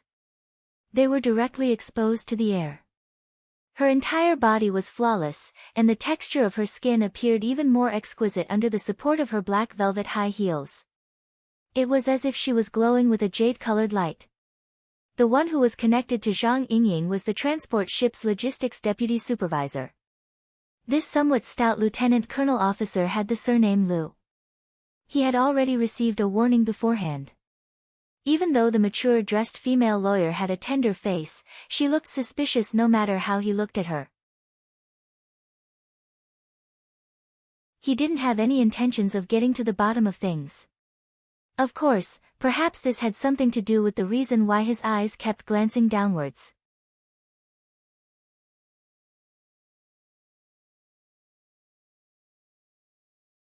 Chapter 13. Genius 1 second. Remember if you want to go. Shuanet provides you with wonderful novels to read. Lieutenant Colonel Lu was a bit frivolous, but he had cultivated a habit of caution from working in logistics for a long time. This caused him to have some misgivings about the situation itself. The others are easy to deal with, but this kid called Luo Nan is a bit suspicious. He's so young, yet he acts so ruthlessly. His reaction after the matter is quite odd. Zhang Yingying replied seriously, "It's a pity that this happened, but I think that this kind of hot-blooded conflict will not affect the judgment of the case itself. Of course, the military is only responsible for temporary custody and will not comment on the matter." Lieutenant Colonel Lu said this for the time being. Soon he revealed a smiling face. According to the orders of the higher-ups, Luo Nan and his group will have to wait until the investigation of the incident is complete before they can be screened and archived. I estimate that there are at least 8 hours left. We weren't allowed to communicate with the outside world before this. Miss Zhang, you're early. Speaking of which, the officers' activity room on the ship has quite good coffee. Why don't I invite Miss Zhang over to kill some time? Zhang Yingying didn't even blink in the face of such a crude method of picking up girls. She directly refused, "That's not necessary. My client looks like he has nothing left to live for." It's better for me to keep an eye on him. Lieutenant Colonel Lu shrugged. It should be the damaged flexible screen. It has a special meaning to him. For example, a birthday present from his father. Zhang Yingying raised her eyebrows. Father's gift? Good idea. Lieutenant Colonel Lu was a bit stupefied. He couldn't match the thought process of the young lawyer in front of him, but in order to achieve his goal, he still revealed a smiling face and flaunted those vague philosophies. Adults need to carefully decide on a reason to allow themselves to be vulnerable. Children, on the other hand, are much more casual. They can be defeated at any time, but they can recover quickly because they are still under the protection of their family. Their father will soon make up for it. When my client was 4 years old, my father abandoned him, patted his butt, and disappeared. Love go small say netku, was this another rejection? Lieutenant Colonel Lu felt rather embarrassed for a moment. He retreated with his tail between his legs, but he was also unwilling. Just as he was in a dilemma, he saw Zhang Yingying give him a thumbs up. That's why I have to say, Mr. Lieutenant Colonel, what great intuition. Zhang Yingying hooked her index finger and thumb, and the other 3 fingers cut in the air. Did you know, 60 years after the advent of flexible e-ink screen products, there were more than 200 brands and more than 3,000 products in the world? However, the one in my client's hand is not any model on the market. Lieutenant Colonel Lu was confused, but it was good to be able to chat with a beauty. He tried hard to think. It's a private production. That's right. My client's father is a first-rate industrial designer. Before he left his job and went missing, he had outstanding work experience in both the production and creative departments of Quantum Corporation. Making such a gift for my only son is the most appropriate. Lieutenant Colonel Lu made a rough estimate. In other words, it has at least 12 years of history. TSK. But I have to say, it will be very difficult for you to claim a high compensation from the vandals based on this. Zhang Yingying smiled and naturally wouldn't explain any more to Lieutenant Colonel Lu. In fact, when she was in the office, she had already done a more detailed analysis based on the flexible e-ink screen video she had obtained in the morning. Even though Luo Nan's flexible e-ink screen wasn't a product that could be found on the market, the material used to make it was a must. For example, that ultra-thin panel belonged to the Jellyfish series, which was released in the beginning of the year 2090. This proved that the earliest time Luo Nan received this gift was in the year 90. In other words, it was very likely that Luo Nan's father, who had been determined to be missing or even dead, was still maintaining contact with Luo Nan. Perhaps it was just this little bit. The year 90. The incident with Lu Hong was also in this year. There's also the Quantum Corporation's burners and the Deep Blue platform. It really seems to be very crucial. Zhang Yingying gazed at the silent and stiff big boy on the monitor screen. She suddenly really wanted to know what kind of feeling Luo Nan would have when he was only 10 years old on a certain day in the year 90 when he received this gift from his father, who was nowhere to be found. Was he reminiscing right now? The monitor screen didn't transmit Luo Nan's thoughts, but it clearly transmitted his body movements. After sitting silently for a long time, Luo Nan finally made a new movement. He stood up, closed the broken notebook and placed it on the chair. He himself took a step towards the door. Since the space was narrow, Luo Nan's body leaned slightly forward at this distance. His forehead stuck to the thick and cold metal door. He maintained this position for a few seconds. During this time, one could see him take a few deep breaths. Up until now, Luo Nan's movements were very easy to understand. He was doing his best to calm his state of mind. But Luo Nan's next actions were incomprehensible. On the monitor screen, Luo Nan moved a bit. He adjusted the distance, but his gaze was always directed towards the metal door. He was focused and serious, as if there was an incomparably exquisite work of art in front of him.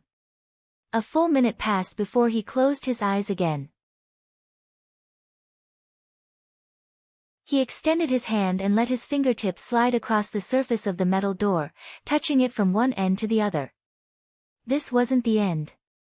His fingertip streaked across the corner of the wall, touching the metal plate wall to continue his previous actions. And so Luo Nan walked round and round within the cramped space. His fingertips carved out continuous incorporeal marks on the metal wall. What's going on? The changes were strange and inexplicable. Lieutenant Colonel Lu was a bit dizzy. Zhang Yingying didn't respond. She just watched with interest.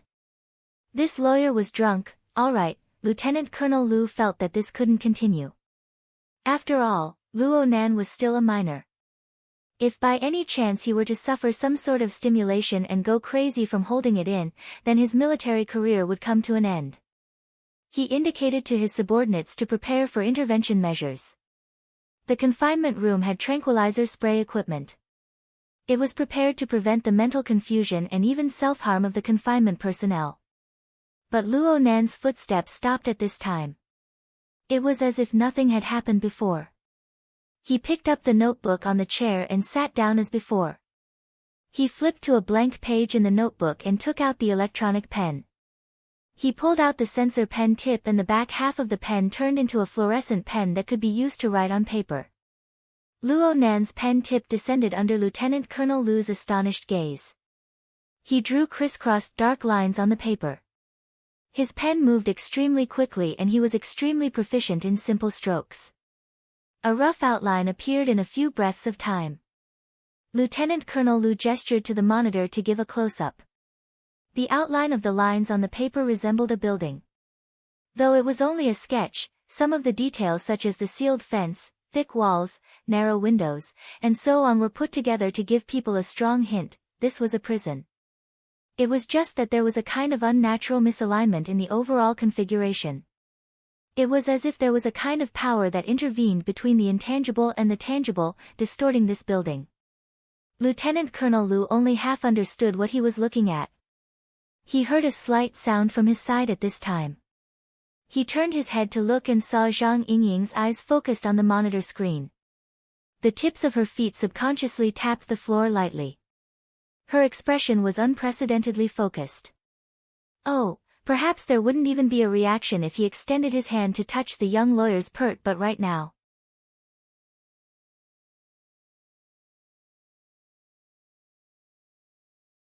Chapter 14. Genius 1 second. Remember if you want to go. Shuanet provides you with wonderful novels to read. Luo Nan didn't know that someone was paying close attention to his every move. Even if he knew, he wouldn't have the extra mental energy to pay attention to it.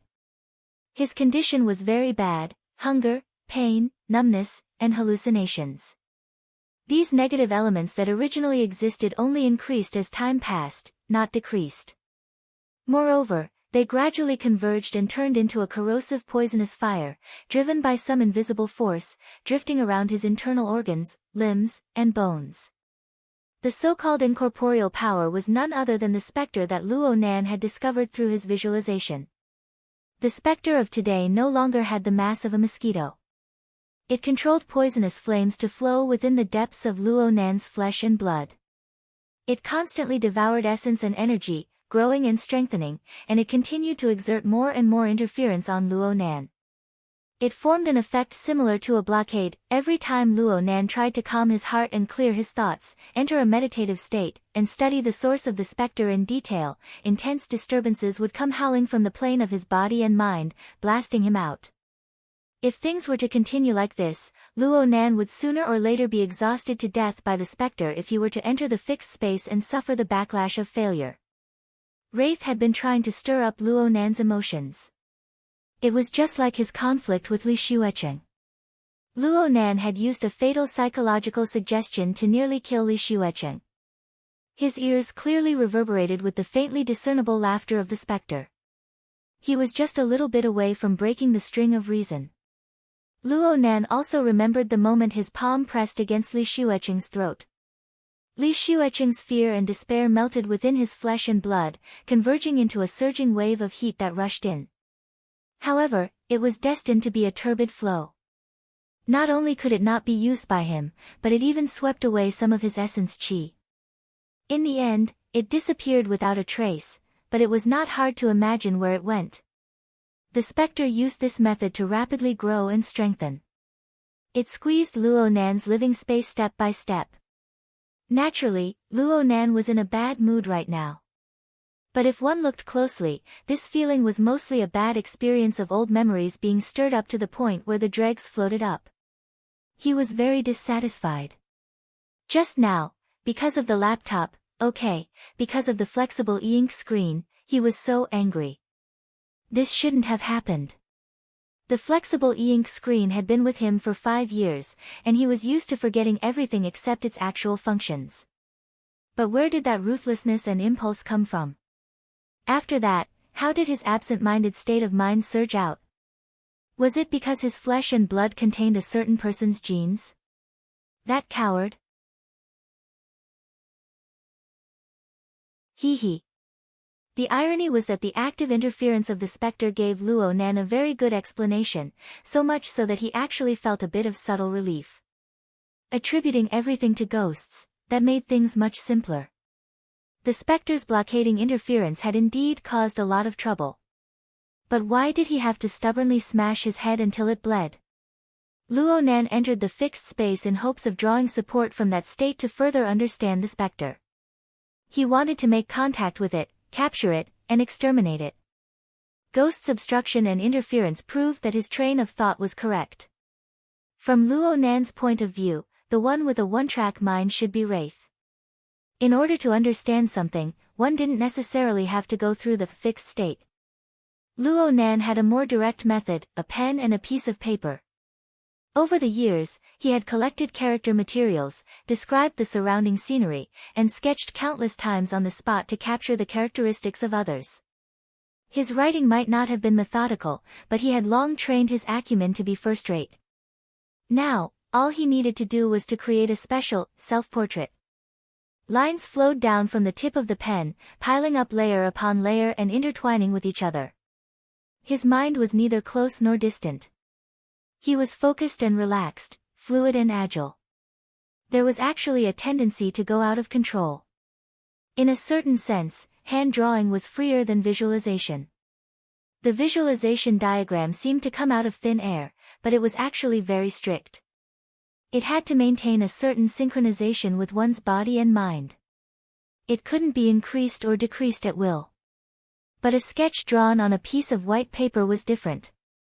It came from reality, yet it could be separated from reality. It could be used to describe certain thoughts and concepts through virtual, fantasy, and symbolic brushwork, completely liberating one's inspiration. Back in the day, his grandfather was able to use hand-drawn diagrams to express the marvels of formatting theory. Today, Luo Nan could use similar methods to describe and explain the changes that occurred to his body. This change could even be deduced on paper.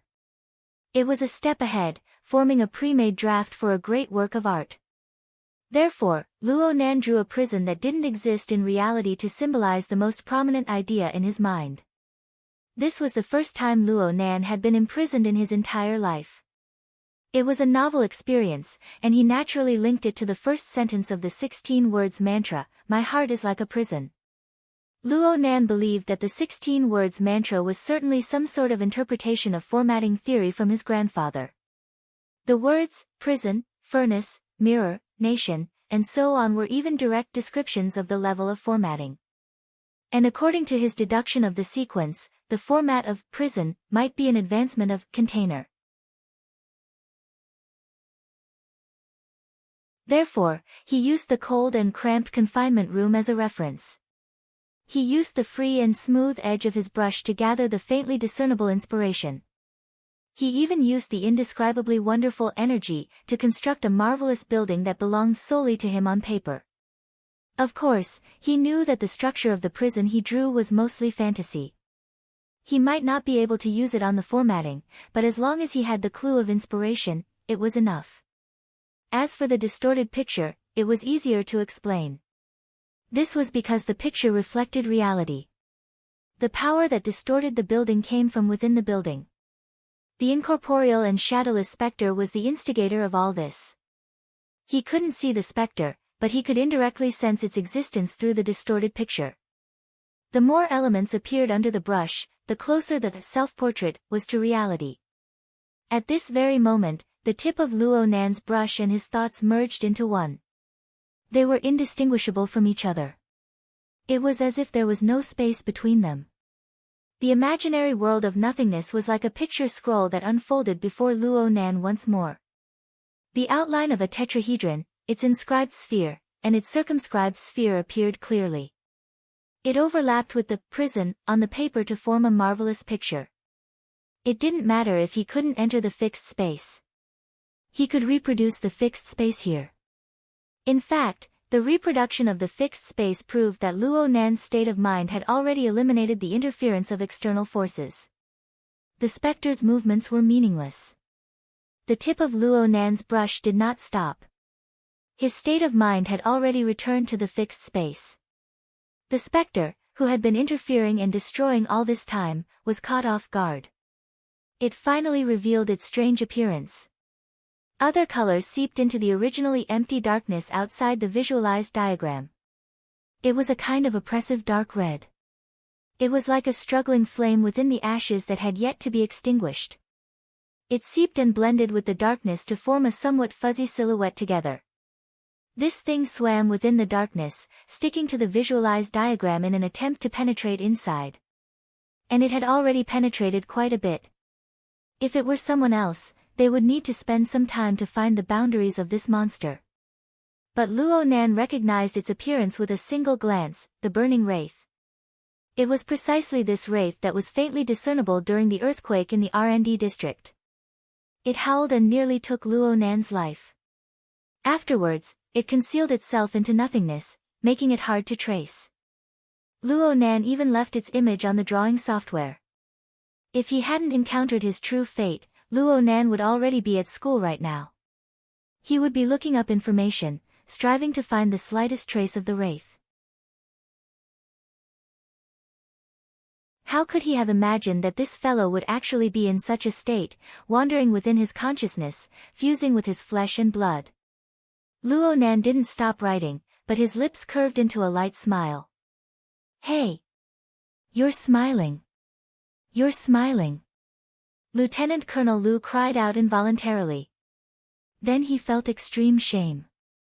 He felt that he must have been infected by Luo Nan for him to make such a fuss over nothing.